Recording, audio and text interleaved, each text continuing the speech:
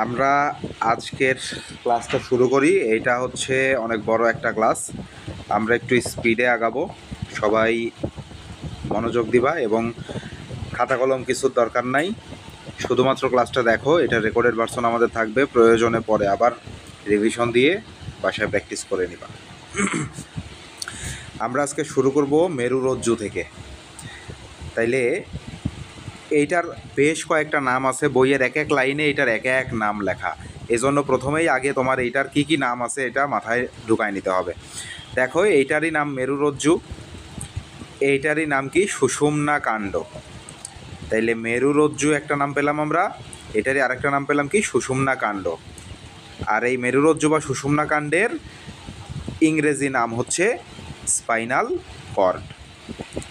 তাইলে আমরা এখন পড়ব হচ্ছে মেরুরজ্জু, সুষুম্নাকাণ্ড বা স্পাইনাল কর্ড। তাহলে তিনটার নাম, এই তিনটা নামের লাইনের যেটাই ইউজ করা হোক না কেন, বুঝতে হবে একই জিনিস। তাইলে প্রথমে আমরা একটু বইয়ের পড়া না পড়ে একটু আমরা স্পাইনাল কর্ড আসলে কোনটা। দেখো, এই চিত্রটা আমরা এর আগে দেখি। তাইলে এই যে দেখো, মেরুদণ্ডের হাড়ের ভেতর দিয়ে একটা ফাঁকা জায়গা আছে, ওই ফাঁকা জায়গা দিয়ে আমাদের ডিপ হলুদ কালারের একটা স্নায়ু গুচ্ছ এদিকে নেমে আসছে এই বরাবর, তাই না? তাইলে এই বরাবর যেটা নেমে আসছে হলুদ কালারের, এইটাই কি স্পাইনাল কর্ড বা স্নায়ুরজ্জু বা সুষুম্না কাণ্ড। এখন এইটা আসছে কই থেকে একটু ভালোভাবে লক্ষ্য করো। দেখো, এই যে মাথার খুলির নিচে একটা ছিদ্র আছে, এই ছিদ্র দিয়ে কোথায় চলে গেছে? ব্রেনে চলে গেছে। তার মানে ব্রেনের নিচ থেকে, গোড়া থেকে এটা উৎপন্ন হয়েছে। তাইলে ব্রেনের গোড়া থেকে উৎপন্ন হয়ে মাথার খুলির একটা বিশাল ছিদ্র আছে, দেখো এখানে। তাহলে বড় একটা ছিদ্র দিয়ে এটা বের হয়ে কোথায় প্রবেশ করে? এই যে মেরুদণ্ডের যে হাড়গুলো আছে, এই হাড়ের মাঝখানে একটা ফাঁকা জায়গা আছে, এই ফাঁকা জায়গা দিয়ে বের হয়ে আমাদের দেহের একদম নিচের দিকে মেরুদণ্ডের ভেতর দিয়ে নেমে আসে। এখন এই মেরুদণ্ডের হাড়গুলা কেমন? এই যে মেরুদণ্ডের হাড় দেখতেছো, এইটা একটা হাড়, এইটা একটা হাড়। তাহলে এই মেরুদণ্ডের হাড়গুলা আমরা যে হাতে আংটি পরি, এই আংটির মতো। তাইলে আংটির মাঝখানে কি থাকে? এরকম ফাঁকা থাকে। আর চারিদিকে কি থাকে? এরকম গোল থাকে। তাইলে একটার উপর আরেকটা আংটি, তার উপর আরেকটা আংটি, এইভাবে যদি আমরা সাজাইতে থাকি, তাইলে কি হবে? দেখো, মাঝখানে একটা নালী পথের সৃষ্টি হবে। তাইলে এই যে মেরুদণ্ডের এই হাড়গুলা এইভাবে একটার উপর আরেকটা করে আংটি সাজাইলে যেরকম একটা স্ট্রাকচার ক্রিয়েট হয়, এইভাবে এই তাদের ভেতর দিয়ে একটা নালী পথের সৃষ্টি করে। আর এই নালী পথ দিয়েই আমাদের কি বের হয়? ওই যে মস্তিষ্কের নিচ থেকে তৈরি হয়ে আসা সুষুম্না কাণ্ড বা স্নায়ুরজ্জু বের হয়ে আসে এভাবে। তাইলে আমরা একটু চিত্রটা আরেকবার ভালো করে লক্ষ্য করি। এই চিত্রটাতে আসি। এই চিত্রে দেখো, এই যে মস্তিষ্ক পিঙ্ক কালারের, মস্তিষ্কের গোড়া থেকে দেখো পিঙ্ক কালারের একটা লম্বা দড়ির মতো নেমে আসছে। তাহলে এই যে লম্বা দড়ির মতো, এইটাই কি সুষুম্না কাণ্ড বা স্নায়ুরজ্জু। এখন এটা মস্তিষ্ক থেকে, মস্তিষ্কের কই থেকে বের হইলো? মস্তিষ্কের নিচে একটা ছিদ্র ছিল, ওই ছিদ্র দিয়ে বের হইলো, তাই না?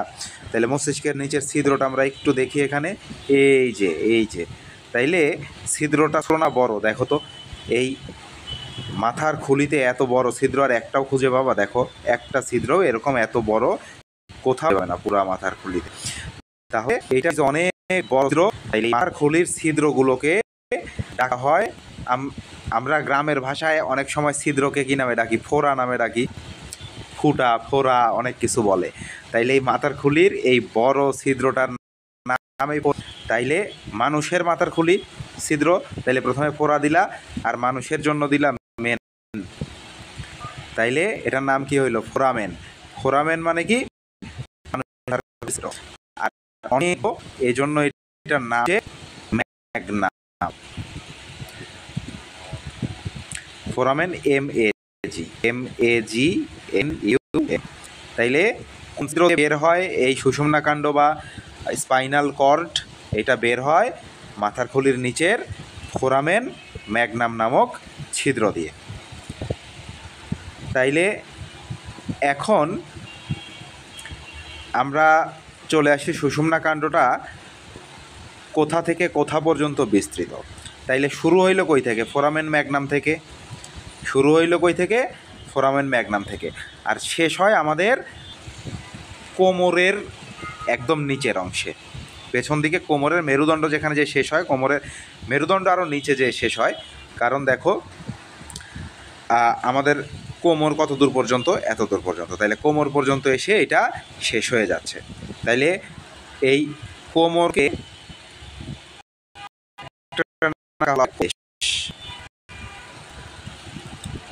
তাইলে কোমর। তাইলে মেরুদণ্ডের নাম কি ছিল? মেরুদণ্ডের কষা আমরা এর আগে পড়ছি, বা ইংরেজিতে এটার নাম কি ছিল? ভার্টিব্রা। তাইলে এই যে এই কটি দেশে সর্বশেষ যে কশেরুকা থাকে, এই কটি দেশীয় কশেরুকা, এই সর্বশেষ কটি দেশীয় কশেরুকা পর্যন্ত বিস্তৃত থাকে। তাইলে যদি আমরা বলি মেরুরজ্জু কোথায় থেকে কত দূর পর্যন্ত থাকে আমাদের দেহে, তাইলে মস্তিষ্কের নিচ থেকে শুরু হয়। আর এইটা বিস্তৃতি বললে আমাদের মাথার খুলির ফোরামেন ম্যাগনাম থেকে, তার মানে একটা হাড় থেকে আরেকটা হাড়, কোন হাড় থেকে কোন হাড়? মাথার খুলির হাড়ের ফোরামেন ম্যাগনাম থেকে সর্বশেষ কটি দেশীয় কশেরুকা পর্যন্ত এইটা বিস্তৃত থাকে। এখন আমাদের দেহে কটি দেশীয় কশেরুকা, তার মানে কোমরের পেছনে মেরুদণ্ডের হাড় কয়টা থাকে? 5টা থাকে। তাইলে এটা একটু মনে রাখো যে আমাদের কটি দেশীয় কশেরুকা? 5টা থাকে। তার মানে সর্বশেষে থাকবে কত নাম্বার? 5 নাম্বার। তার মানে এই 5 নাম্বার কশেরুকা পর্যন্ত কি থাকে? এই আমাদের স্পাইনাল কর্ডটা বিস্তৃত থাকে। তাইলে ফোরামেন ম্যাগনাম থেকে 5th ভার্টিব্রা, ফোরামেন ম্যাগনাম থেকে 5th ভার্টিব্রা পর্যন্ত এটা কি থাকে? বিস্তৃত থাকে। দেখো আমাদের একটু লক্ষ্য করি, আমাদের একটা মানুষের মনে করো যে এই স্পাইনাল কর্ডটা তুমি নিলা, একটা মৃতদেহ থেকে এটা কেটে বের করলা, বের করে এইটার মাছ দিয়ে আমরা মাছের চাকা যেরকম কাটি, এরকম মাছের চাকা কাটার মতো করে কাটলা। তাইলে ভেতরে কি দেখতে পাবা? তাইলে ভেতরে কি দেখতে পাবা আমরা একটু লক্ষ্য করি। দেখো এই যে এই অংশটা কেমন? ধূসর কালারের। আর এর বাইরে যেগুলো আছে এগুলা কি কালারের? সাদা কালারের। তাইলে এইটার ভেতরে থাকে ধূসর পদার্থ আর বাইরে থাকে কি? শ্বেত বা সাদা পদার্থ। তাইলে মস্তিষ্কের ক্ষেত্রে এটা উল্টা থাকে। মস্তিষ্কের ক্ষেত্রে কি হয়? মস্তিষ্কের ক্ষেত্রে ভেতরেই সাদা থাকে আর বাইরেই ধূসর থাকে। তাইলে মস্তিষ্ক আর সুষুম্নাকাণ্ডের এই ঘটনাটা উল্টা ঘটে। তাইলে সুষুম্নাকাণ্ডের গ্রে ম্যাটার কোথায়? Inner grey matter, ইনসাইডে।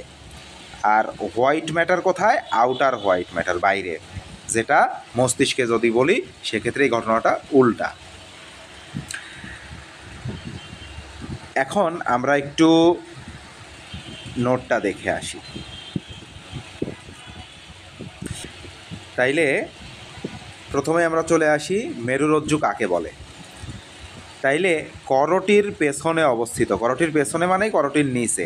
করটি মানে কি? করটি মানে মাথার খুলি, তাই না? তাইলে করটি মানে মাথার খুলি।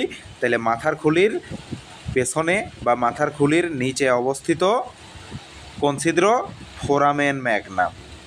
তাইলে এই ফোরামেন ম্যাগনাম থেকে এইটা শুরু হয়। ফোরামেন ম্যাগনাম থেকে কত দূর পর্যন্ত বিস্তৃত থাকে?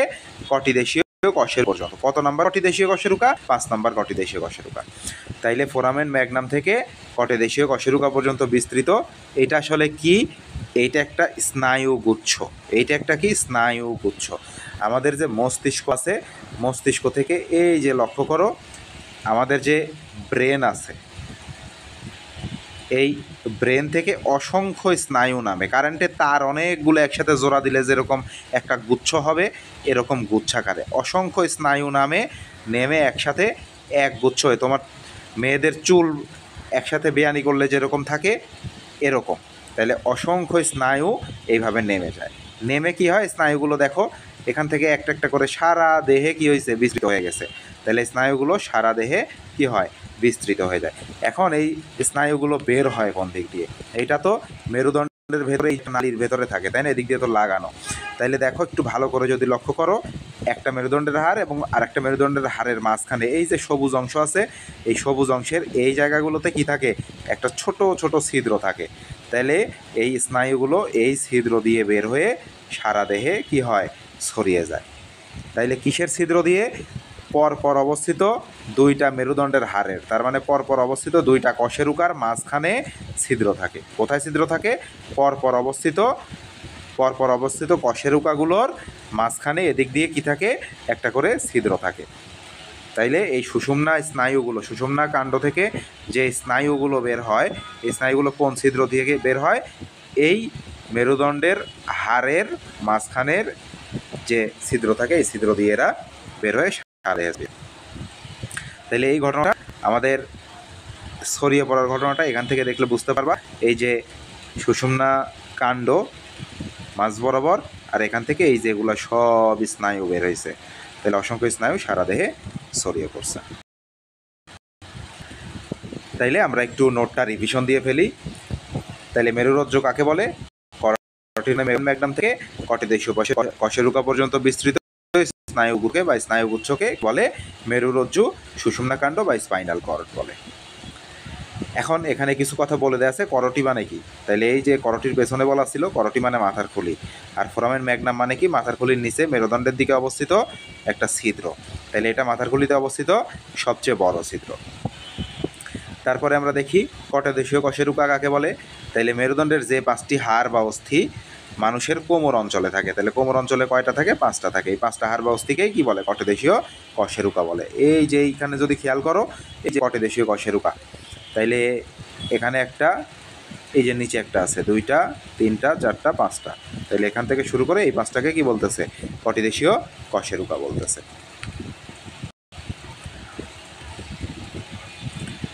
এরপরে আমরা চলে আসি যে মেরুরজ্জু বা সুষুম্না কাণ্ড কই থাকে। তাইলে মেরুদণ্ডের কশেরুকার ভেতর, মানে মেরুদণ্ডের ভেতরের ছিদ্রপথে সুরক্ষিত থাকে। তাহলে হাড়ের ভেতরে থাকে, এই জন্য বাইরে থেকে পিঠে কেউ যদি কিল মারে তারপরেও এই মেরুরজ্জু ক্ষতিগ্রস্ত হয় না। তাইলে মেরুরজ্জুতে হোয়াইট ম্যাটার কেমন থাকে? হোয়াইট ম্যাটার আর গ্রে ম্যাটার, এইটার অবস্থান মস্তিষ্কের উল্টা থাকে। তার মানে এইটার বাইরে হোয়াইট থাকে আর ভেতরে গ্রে থাকে। এরপরে চলে আসি পরপর অবস্থিত দুইটা কশেরুকার মধ্যবর্তী যে ছিদ্র থাকে, সেই ছিদ্র দিয়ে মেরুরজ্জু থেকে 31 জোড়া, কত জোড়া? 31 জোড়া। 31 জোড়া মানে কতটি? 31 জোড়া মানে 62টি। এটাও লিখে রাখবা। তাহলে 31 জোড়া বা 62টি স্নায়ু বের হয়। এই স্নায়ুগুলোকেই কি বলে? সুষুম্না স্নায়ু। যেহেতু সুষুম্না কাণ্ড থেকে বের হচ্ছে, এজন্য সুষুম্না স্নায়ু। বা মেরুরজ্জু থেকে বের হচ্ছে, এজন্য এদের নাম হয় মেরুরজ্জীয় স্নায়ু। তাহলে যাই সুষুম্না স্নায়ু তাই কি মেরুরজ্জীয় স্নায়ু। তাহলে সুষুম্না স্নায়ু বা মেরুরজ্জীয় স্নায়ু কত জোড়া? 31 জোড়া। কতটি? 62টি।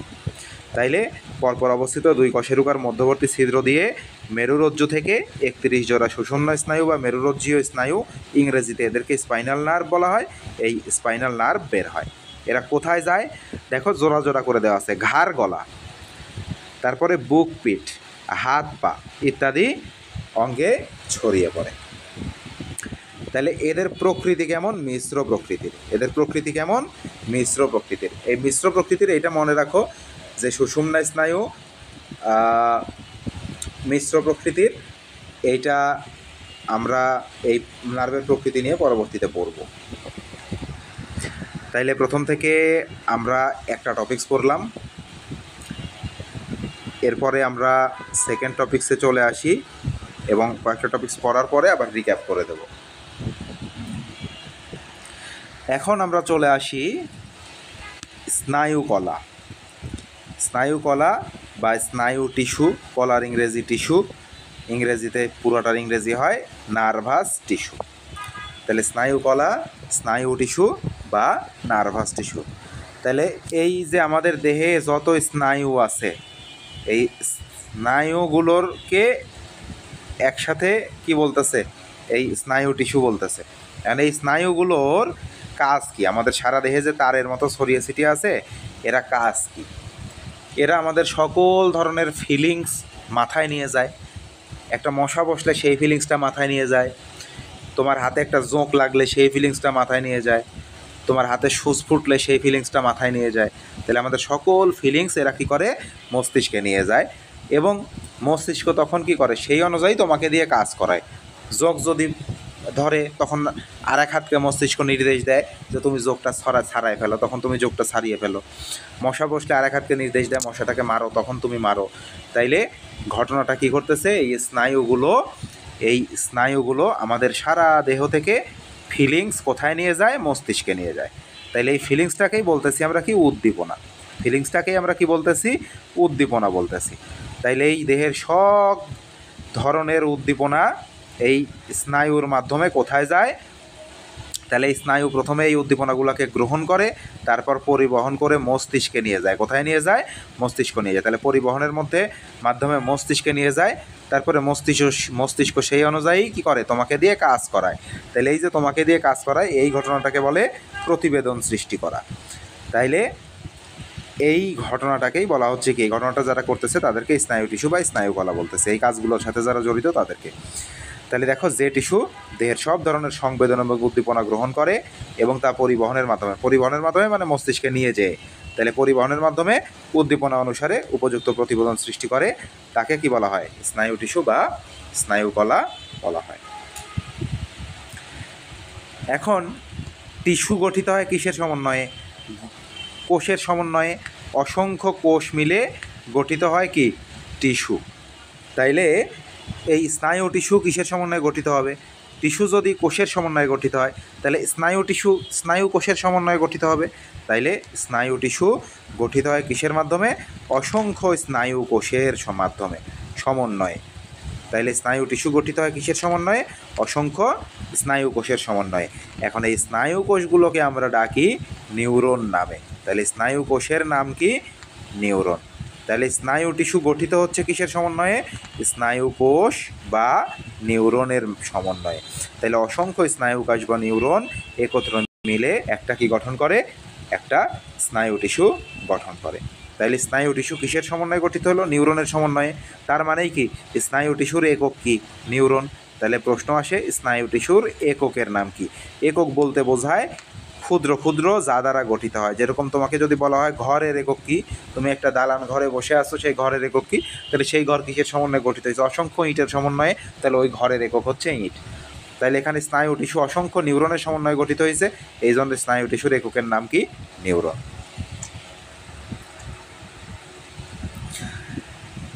তাইলে বলা হচ্ছে স্নায়ুতন্ত্রের গাঠনিক এবং কার্যকরী একক নিউরন। এখন আমরা চলে আসি নিউরন সম্পর্কে বিস্তারিত। তাহলে নিউরনের সংজ্ঞা যদি আসে, সেক্ষেত্রে আমরা কি লিখব, স্নায়ুতন্ত্রের গাঠনিক, কারণ স্নায়ুতন্ত্র গঠনও করে সে এবং কাজও করে সে, এই জন্য তাকে বলা হয় গাঠনিক এবং কার্যকরী একক। তাইলে স্নায়ুতন্ত্রের গাঠনিক এককে নিউরন বলে। এখন প্রতিটা নিউরনের দুইটা করে অংশ থাকে। কয়টা করে অংশ থাকে, দুইটা করে অংশ থাকে। তাইলে এই নিউরনের চিত্রটা তোমাদের একদম 100% আঁকতে পারতে হবে। পরীক্ষাতে আসার সম্ভাবনা খুবই বেশি বগ হয়। তাইলে আমরা একটু দেখি, নিউরনের চিত্র দেখে মনে হয় অনেক সহজ, বাট আঁকতে গেলে এলোমেলো হয়ে যায়। এই জন্য এটা আঁকার সহজ কিছু ট্রিক্স আছে, এই ট্রিক্সটা ফলো করলেই এটা খুব সহজেই আঁকা যায়। তোমরা একটু খেয়াল করো আমি কিভাবে আঁকতেছি, পরবর্তীতে তোমরা বাসায় খাতা কলম নিয়ে প্র্যাকটিস করবা। আর এখন যদি সুযোগ থাকে প্র্যাকটিস করার, তাইলে প্র্যাকটিস করতে পারো।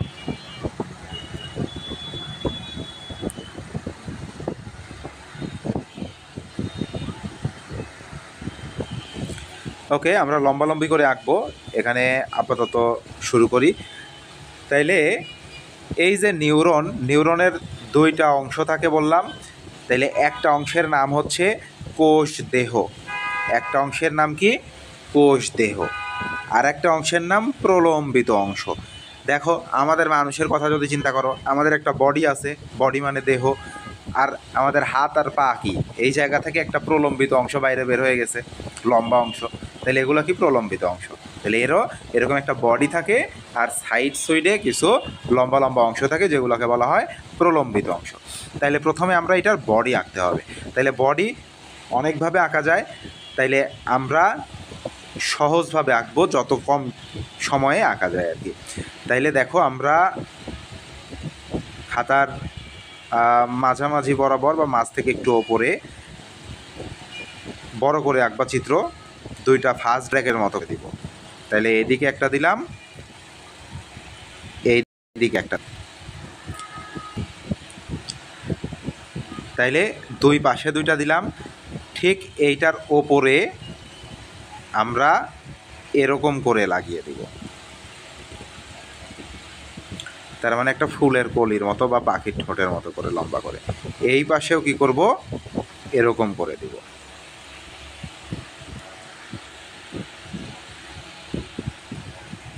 এরপর এই যে এই মাথাগুলো আছে ফাঁকা ফাঁকা, এই মাথাগুলো সব লাগিয়ে দিব একটা আরেকটার সাথে। একদম সোজা সোজা করে দেওয়ার দরকার নাই, একটু আঁকা বাঁকা করে দিবা, দেখতে সুন্দর লাগবে।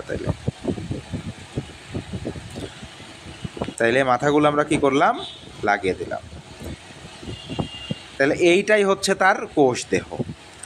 এর দেহের ভেতরে কি থাকে দেখো, এর দেহের ভেতরে থাকে একটা নিউক্লিয়াস। তাহলে দেহের ভেতরে আমরা একটা কি আঁকলাম, নিউক্লিয়াস আঁকলাম। আর বাইরের দিকে একটা কোষের বাইরের দিকে আমরা কি আঁকি, প্লাজমা মেমব্রেন বা কোষ ঝিল্লি আঁকি। তার মানে এই যে বাইরে ব্র্যাকেট দিয়ে দিয়ে যেগুলো আঁকছি এগুলো সব কি, এগুলো সব প্লাজমা মেমব্রেন বা কোষ ঝিল্লি। তাইলে আমরা একটা জিনিস পেলাম, কোষ দেহর বাইরের দিকে কি থাকে, প্লাজমা মেমব্রেন বা কোষ ঝিল্লি থাকে, এর ভেতরে একটা নিউক্লিয়াস থাকে, এবং এখানে দানা দানা সাইটোপ্লাজমও থাকে। এখন এই সাইটোপ্লাজমের ভেতর অসংখ্য অন্য আর এক ধরনের দানা দেখা যায়। তাহলে এই সাইটোপ্লাজমের ভেতর কি দেখা যায়, অন্য আর এক ধরনের অসংখ্য দানা দেখা যায়। তাহলে যে নীল কালারের দিচ্ছে আর এক ধরনের, তাইলে এই অসংখ্য যে অন্য কালারের একটা অন্য ধরনের দানা দেখা যায়, এইটাকে বলা হয় নিসোল দানা। কি দানা, নিসোল দানা। তাইলে দেখো আমরা এতটুকু হচ্ছে এই নিউরনের কোষ দেহ। এখন এই দেহ থেকে কিছু আমাদের কি করতে হবে, প্রলম্বিত অংশ বের করতে হবে। তাইলে এই যে প্রত্যেকটার মাথা মাথা যে লেগে গেছে, এই জায়গা থেকে দুইটা করে বা তিনটা করে এরকম লম্বা লম্বা আঁকা বাঁকা করে মাথা বের করে দিবা। তাহলে এগুলাই হবে কি, প্রলম্বিত অংশ। এখান থেকে হয়তো আরও ছোট শাখা বের করতে পারো। এইভাবে এই নিচেরটা বাদ দিয়ে, নিচের দিকে সোজাসুজি যেটা আছে এটা বাদ দিয়ে বাকি সবগুলোতে এরকম শাখা প্রশাখা দিয়ে দিবা। তাহলে সবগুলোতে, আচ্ছা এটার শাখাও পড়ে যাচ্ছে না, না ওকে এরকম থাকুক। তাহলে আমরা কি করলাম, প্রলম্বিত অংশ একটা বাদ দিয়ে বাকি সব মাথায় আঁকলাম। এখন এই নিচের মাথাটা থেকে আমরা কি করব, নিচের মাথাটা থেকে লম্বা করে নিচের দিকে নিয়ে আসবো।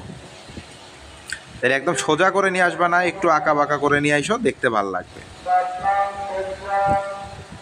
তাইলে এই যে নিচের অংশটা থেকে একটা লম্বা নিচের দিকে নিয়ে আসলাম, এইটার নাম হচ্ছে একলা আসছে, এই জন্য এইটার নাম কি, একজন। মনে রাখো একজন, একা একা নিচে নামছে, এই জন্য এটার নাম কি, একজন। তাইলে এই যে এখানে লেখা আছে এর নাম, তাইলে এইটার নাম হচ্ছে একজন।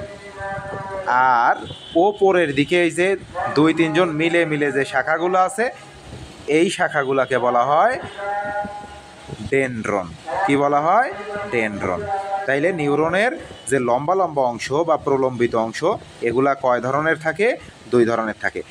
একলা নিচে আসে একজন, আর ওপরের দিকে শাখা প্রশাখায় বিভক্ত থাকে, এদেরকে বলা হয় কি, ডেনড্রন।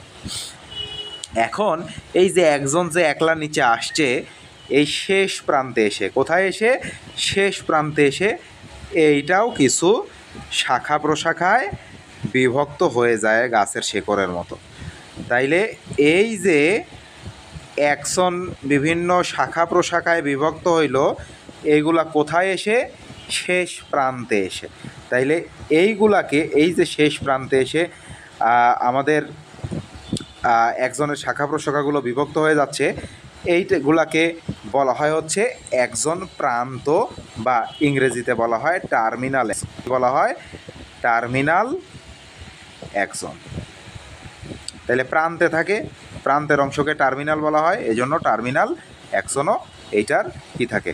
নাম থাকে। তাইলে আমরা এই যে তোমাদের বইয়ে এই চিত্রটা দেয়া আছে, আমরা এই চিত্রটাই কি করতেছি? আঁকতেছি। তাইলে আমরা অ্যাকশন আঁকছি, কী কী আঁকলাম তাইলে দেখো।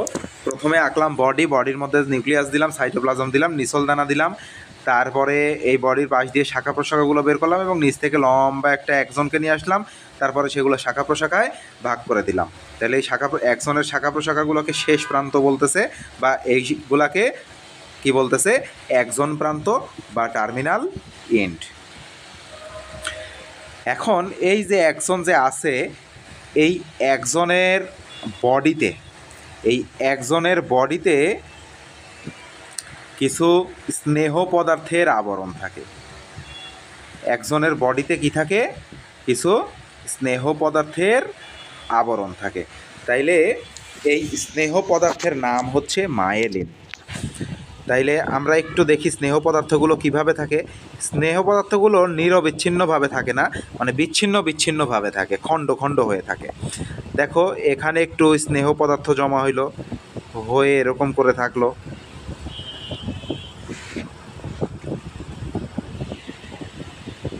এরপরে নিচে নিচে এইভাবে কি থাকবে? আচ্ছা, মাঝখানে একটু ফাঁকা জায়গা রাখতে হবে, একটু ফাঁকা রেখে তারপর রাখতে হবে।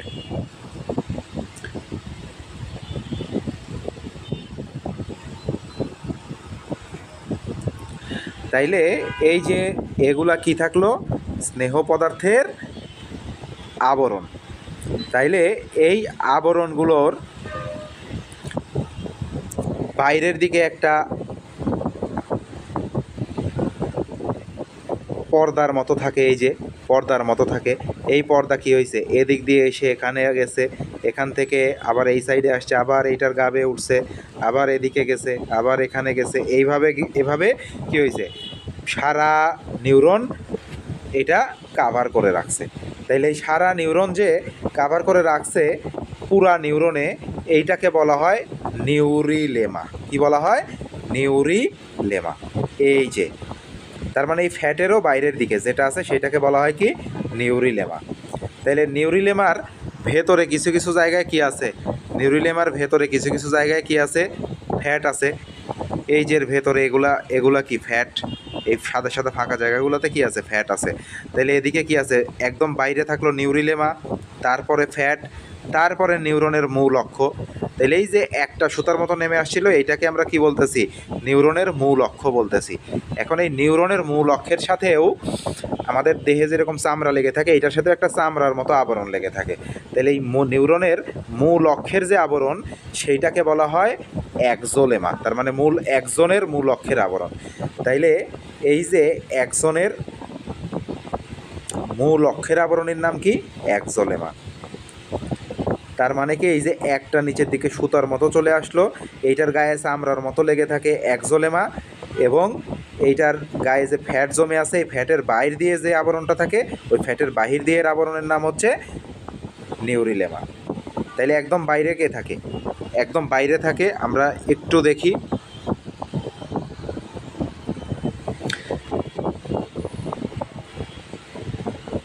দেখো একদম বাইরে আছে এই আবরণটা নিউরিলেমা, তারপরে আছে ফ্যাট সাদা অংশটা, তারপরে একদম ভেতরে কি আছে? এই মূল অক্ষের আবরণে আছে একজোলেমা। তাইলে একদম বাইরে থাকলো নিউরিলেমা, তারপরে থাকলো কি?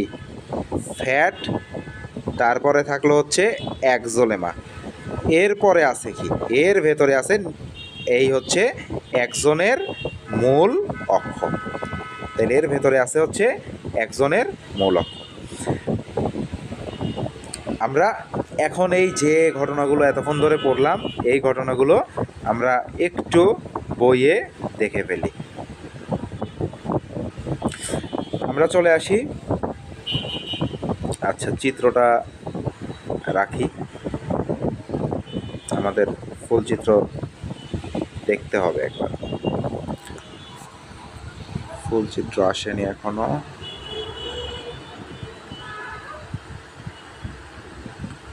একটু এক সেকেন্ড 5 সেকেন্ড সময় দাও আমাকে, আমি এটা ইয়ে করে দেব।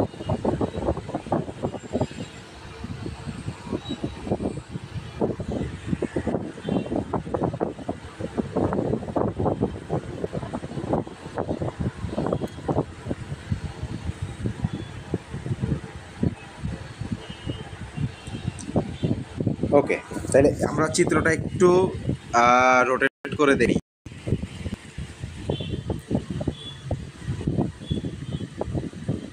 এই হচ্ছে আমাদের সম্পূর্ণ চিত্র। তাইলে এই চিত্রে এই যে ফ্যাটগুলো আছে, এই ফ্যাটগুলোর মাঝখানে যে আমাদের কি আছে, একটা করে ফাঁকা জায়গা আছে। তাইলে আমরা যে আখ খাই, আখের ওপরে যে আমরা যে পোর বলি, তাহলে এই পোরের মতো থাকে, এগুলো আলাদা আলাদা পোরের মতো মনে হচ্ছে। তাহলে পোরগুলোকে বইয়ের ভাষায় বলা হয় পর্ব।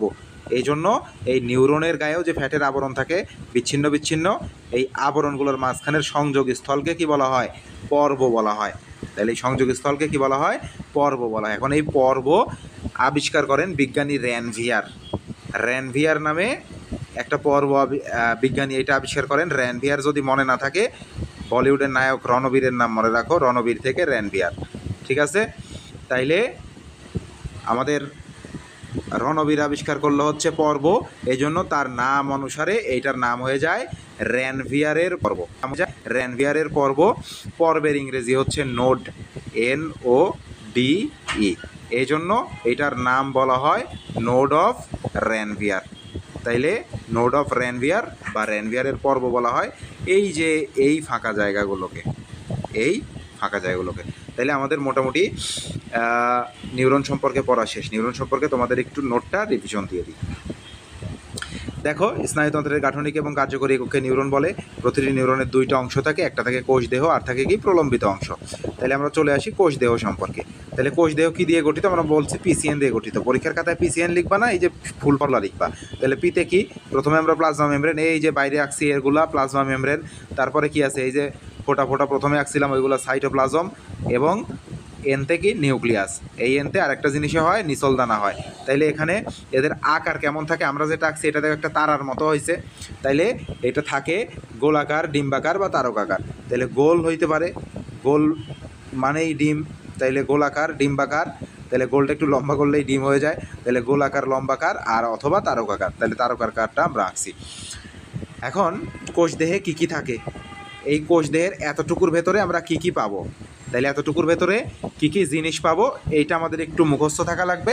তাহলে এটা আমাদের মুখস্থ করা যেহেতু একটু কঠিন, এই জন্য আমরা মনে রাখবো দেহ মানে বডি, দেহের ইংরেজি কি বডি। তাইলে এই বডি দিয়ে আমরা একটা ছন্দ মনে রাখবো, এবং এই বডি থেকেই বুঝবো যে এটা কী সম্পর্কে, কোষ দেহ বা নিউরনের কোষ দেহ সম্পর্কে। তাইলে চলে আসো, শ্যামা নামের একটা মেয়ে, নীলা নামে একটা মেয়ে। তাহলে শ্যামা ও নীলার বডির চর্বি গলেছে, তার মানে শ্যামা আর নীলা মানের নামের দুইটা মেয়ে ছিল, মেয়ে দুইটা অনেক মোটা ছিল, হুট করে দেখছো যে অনেক চিকন হয়ে গেছে। তখন গ্রামের মানুষজন তাদের দেখে বলতেছে যে শ্যামা ও নীলার বডির চর্বি গলেছে। তাইলে দন্ত সাথে হচ্ছে সাইটোপ্লাজম, মাতে কি মাইটোকন্ড্রিয়া, সাথে সাইটোপ্লাজম, মাতে মাইটোকন্ড্রিয়া। তারপরে নিতে নিচলদানা, নিতে কি নিচলদানা, লাতে লাইসোজোম, নিতে নিচলদানা, লাতে লাইসোজোম, রঞ্জক পদার্থ, রঞ্জক পদার্থ। তারপরে আমরা চলে আসি চর্বি, তাইলে চর্বিতে চর্বি, তাইলে চর্বিতে কি চর্বি। আর হচ্ছে গোলেছে থেকে দুইটা, গোলে দিয়া দুইটা। তাইলে গোলেতে কি একটা গোলজি বস্তু আর একটা গ্লাইকোজেন, গোলে দিয়া গোলজি বস্তু, গ্লাইকোজেন। তাইলে কি কি জিনিস থাকে এখানে আমরা একবার রিডিং দিয়ে ফেলি নোটটা, দেখো। তাইলে প্রথমে আমরা বলছিলাম শ্যামা, তাহলে সাথে সাইটোপ্লাজম, মাতে মাইটোকন্ড্রিয়া। তারপরে নীলা, নিতে নিচলদানা অসংখ্য থাকে, আর লাতে লাইসোজোম। তারপরে বডি দিয়ে আমরা এটা কোষ দেহ সম্পর্কে নিউরনের এটা মনে রাখবো। আর এই যে নীলার শেষে র ছিল, রতে রঞ্জক পদার্থ, আর চর্বিতে চর্বি, আর গোলে দিয়ে দুইটা গোলজি বস্তু, গ্লাইকোজেন। ঠিক আছে, এখন নিউরনের যদি সংজ্ঞা আসে, নিউরন কাকে বলে, সংজ্ঞা কি দিবা, এই যে পিসিএন দিয়ে গঠিত। তাহলে পিতে কি? হ্যাঁ, ওকে ওকে।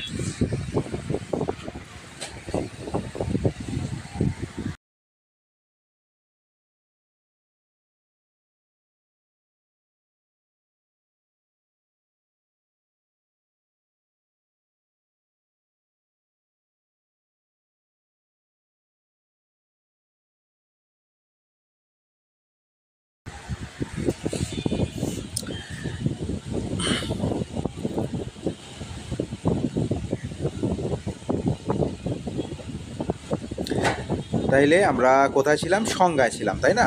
তাইলে সংজ্ঞাটা দেখি আমরা। পিসিএন দিয়ে গঠিত। পিসিএন মানে কি? পিতে কি ছিল? Plasma membrane. সিতে কি ছিল? সাইটোপ্লাজম। এনতে কি ছিল? নিউক্লিয়াস।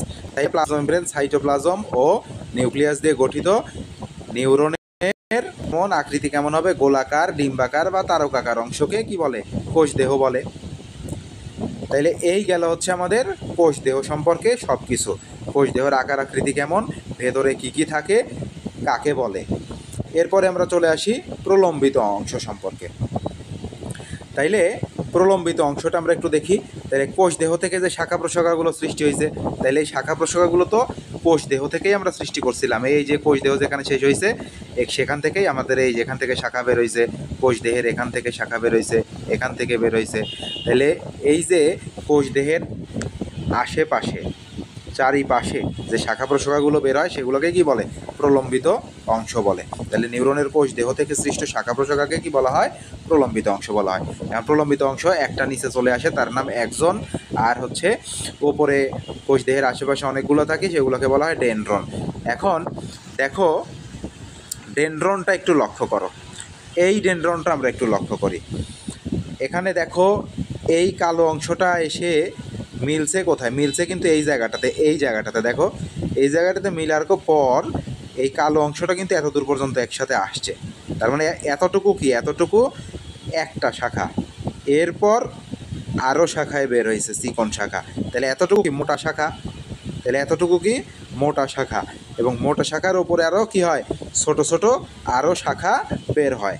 তাইলে এই যে যেটা মোটা শাখা, সেই অংশটুকুকে বলা হয় হচ্ছে ডেনড্রন।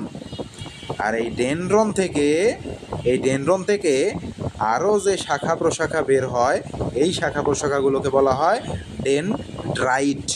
তাহলে এইটা হচ্ছে ডেনড্রন এতটুকু, আর এগুলা হচ্ছে ডেনড্রাইট। ওকে।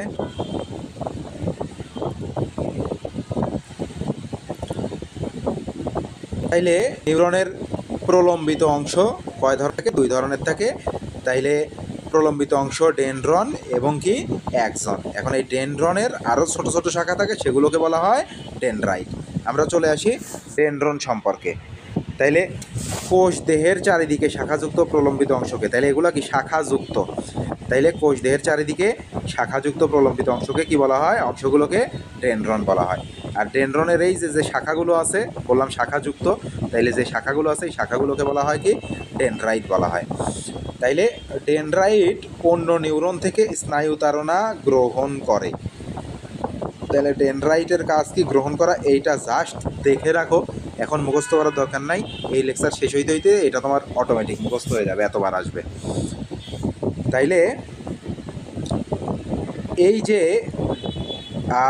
কোষ দেহের আশেপাশের শাখাগুলোকে ডেনড্রন এবং তার শাখাগুলোকে ডেনড্রাইট বলা হতো।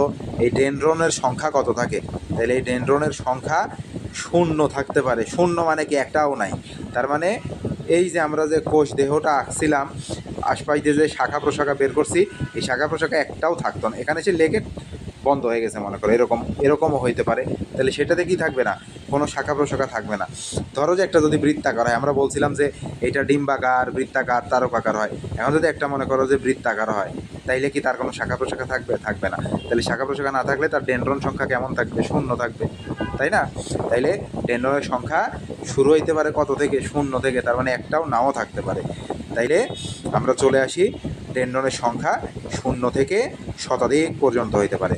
শূন্য মানে ডেনড্রন নাই, ডেনড্রন না থাকলে ডেনড্রাইটও তো থাকবে না, কারণ ডেনড্রনের শাখাটাকেই কি বলা হয়? ডেনড্রাইট বলা হয়। তাহলে ডেনড্রন থাকবে না মানে কি? ডেনড্রাইটও থাকবে না। এরপরে আমরা চলে আসি একজন সম্পর্কে, তার মানে ওই যে একটা নিচের দিকে চলে আসলো, যেটা একজন যে নিচে চলে আসলো, এই যে এই লম্বা এই অংশটা, তাহলে এখান থেকে শুরু করে এত দূর পর্যন্ত, তাহলে এইটা হচ্ছে একজন। তাইলে কোষ দেহ থেকে সৃষ্ট সবচেয়ে লম্বা এই অংশটা, তাই না? তাইলে কোষ দেহ থেকে সৃষ্ট লম্বা তন্তুকে কি বলা হয়? একজন বলা হয়। তাইলে এই একজনের আবরণীর নাম আমরা বলছিলাম কি? নিউরিলেমা। আর এর মূল অক্ষ উল্লেখ থাকলে একজনের মূল অক্ষের আবরণীর নাম কি? এক্সোলেমা। এই নিউরিলেমার ভেতরে তাইলে এই যে বাইরের আবরণী এইটা নিউরিলেমা, আর এইটার সাথে লেগে আছে এক্সোলেমা, ঠিক আছে? তাইলে এই নিউরিলেমার এক্সোলেমার মাঝখানে কি আছে? এখানে ফ্যাট আছে। তাইলে এই যে দেখো এই কথাটা যেটা বললাম এইটাই দেখো, এন এম এফ এ দিয়ে মনে রাখলাম আমরা। এনতে কি? এনতে নিউরিলেমা, এনতে কি? নিউরিলেমা। আর এম এফতে কি? Myelin fat. তাইলে যে ফ্যাট থাকে তার নাম আমরা বলছিলাম মায়েলিন। তাইলে এই জন্য আমরা লিখে রাখছি এন এফ এম এফ।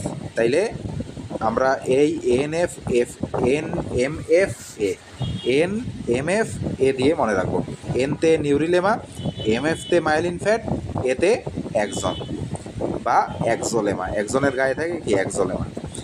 তাইলে নিউরিলেমা এবং একজন বা একজোলেমার মাঝখানে কি থাকে? মায়েলিন নামক একটা স্নেহ পদার্থের স্তর থাকে। তাইলে এই মায়েলিন স্তরটা এটা কি অবিচ্ছিন্ন? অবিচ্ছিন্ন মানে কি? এই যে একদম ছড়িয়ে আছে, কোথাও কোনো খণ্ড নাই, এরকম কোনো খণ্ড থাকবে না, একদম লাগাতার থেকে যাবে, কন্টিনিউয়াস, এটাকে বলা অবিচ্ছিন্ন। তাইলে এখানে কি ফ্যাটগুলো অবিচ্ছিন্ন হয়েছিল? অবিচ্ছিন্ন তো ছিল না, এরকম খানিক দূর ছিল, তারপর তার মানে যে এরকম ছিল না, এক খণ্ড ছিল, তারপর আরেক খণ্ড, তারপর আরেক খণ্ড, এরকম খণ্ড খণ্ড ছিল। এই জন্য এটাকে বলা হয় কি? এটা অবিচ্ছিন্ন নয়, এটা কেমন? বিচ্ছিন্ন। তাহলে এটা অবিচ্ছিন্ন নয় মানে কি? বিচ্ছিন্ন। তাহলে নির্দিষ্ট দূরত্ব পর পর এটা কি অবস্থায় থাকে? বিচ্ছিন্ন অবস্থায় থাকে। এখন এই বিচ্ছিন্ন অংশগুলোর মাঝখানে যে ফাঁকা জায়গাটা সৃষ্টি হচ্ছে, এই ফাঁকা জায়গায় কি কোনো মায়েলিন আছে? মায়েলিন নেই। মায়েলিন আছে কোথায়? এই যে এখানে, এখানে। তাইলে এই ফাঁকা জায়গার যে সৃষ্টি হয় মায়েলিনবিহীন, এই ফাঁকা জায়গাগুলোকে বলা হয় কি? ওই যে রেনভিয়ার। তাহলে নোড অফ রেনভিয়ার বা রেনভিয়ারের পর্ব বলা হয়। তাইলে এই মায়েলিনবিহীন এই ফাঁকা জায়গাতে, তার মানে নোড অফ রেনভিয়ারে দেখো নিউরিলেমা একজনের সাথে লেগে যায়, প্রত্যক্ষ সংযোগ ঘটে। তাহলে এই কথাটার মানে কি? এই কথাটার মানে কি? নিউরিলেমা কোনটা ছিল? এই যে বাইরের এইটা নিউরিলেমা। তাইলে নিউরিলেমা দেখো এই জায়গাটাতে তো এত দূর পর্যন্ত কি এই একজনের সাথে লাগানো আছে? লাগানো নাই কিন্তু, কারণ মাঝখানে কি আছে? ফ্যাট আছে। তাইলে এইটা এই একজনের সাথে লেফটে লেগে যায় কোন জায়গায়? যে ওই নোড অফ রেনভিয়ারে, যেখানে কোনো ফ্যাট নাই। ফ্যাট নাই জন্যই কি হয়? এটা এই যে একজনের সাথে লেগে আবার উপরে উঠে আসে। তাহলে যে এই জায়গাটাতে কি হচ্ছে? একজনের সাথে টাচে আছে, সংস্পর্শে আছে নিউরিলেমাটা। এই কথাটাই আমরা ওখানে বলছি যে নোড অফ রেনভিয়ারে নিউরিলেমা এবং একজনের কি ঘটে? প্রত্যক্ষ সংযোগ ঘটে। এই যে নিউরিলেমার সাথে একজনের প্রত্যক্ষ সংযোগ ঘটে। এখন এখানে একটা জিনিস আমরা বাদ দিছি, এই যে অ্যাক্সন নিচের দিকে যে আসে, এসে ছোট ছোট শাখা প্রশাখায় ভাগ হয়, এগুলোকে কি বলা হয়? প্রান্তীয় অ্যাক্সন বা শেষ প্রান্ত বা টার্মিনাল অ্যাক্সন। তাহলে একজনের শেষ মাথা ছোট ছোট শাখা প্রশাখায় বিভক্ত হয়ে যায়। একজনের এই সকল শাখা প্রশাখাকে কি বলা হয়? অ্যাক্সন টার্মিনাল বা অ্যাক্সন প্রান্ত বলা হয়। তাইলে এই চিত্রে যদি আমরা ইন্ডিকেট করতে যাই, চিহ্নিত করতে যাই, তাইলে কি কি চিহ্নিত করব? তাইলে চিহ্নিত করব কি কি? আমরা এটা একটু অন্য কালার দিয়ে দেখি। তাইলে এখান থেকে এটা দেখাবো কি? ডেনড্রাইট। তারপরে এই যে এই অংশটা থেকে কি দেখাবো? ডেনড্রন। তারপরে এই অংশটা প্লাজমা মেমব্রেন। তারপরে এর ভেতরে কি আছে? সাইটোপ্লাজম। নিসলদানা দেখানোর দরকার নাই, নিউক্লিয়াস, পিসিএন দেখাবা। তাইলে আমরা P C N, plasma membrane, cytoplasm, nucleus. তাইলে এতটুকু দিয়ে কি গঠিত হচ্ছে? এই যে প্লাজমা মেমব্রেন, সাইটোপ্লাজম আর নিউক্লিয়াস নিয়ে যেহেতু বডি গঠিত হচ্ছে, এই জন্য এই দুইটা থেকে এদিকে এরকম দিয়ে একটু এখানে লিখে দিবা যে বডি চিহ্নিত করার সময়। তারপরে আমরা একটু নিচের দিকে আসি। নিচের দিকে আমরা কি কি দেখাবো? তাহলে এইটাকে দেখাবো একজন। তারপরে এইটাকে দেখাবো কি কি দেখাবো, এটাকে দেখাবো হচ্ছে বাইরের দিকেরটা, একদম বাইরের দিকে। এইটা দেখাবো নিউরিলেমা। তারপরে দেখা মাইলিন ফ্যাট। তারপরে এই সংযোগস্থল যে কোনো একটা নোড অফ রেনভিয়ার বা রেনভিয়ারের পর্ব। আর একদম শেষে এসে এগুলা থেকে এরকম করে দিয়ে দেখাবা এগুলা হচ্ছে কি প্রান্তীয় একজন বা একজন প্রান্ত বা টার্মিনাল একজন। তাইলে এই গেল হচ্ছে আমাদের নিউরন সম্পর্কে।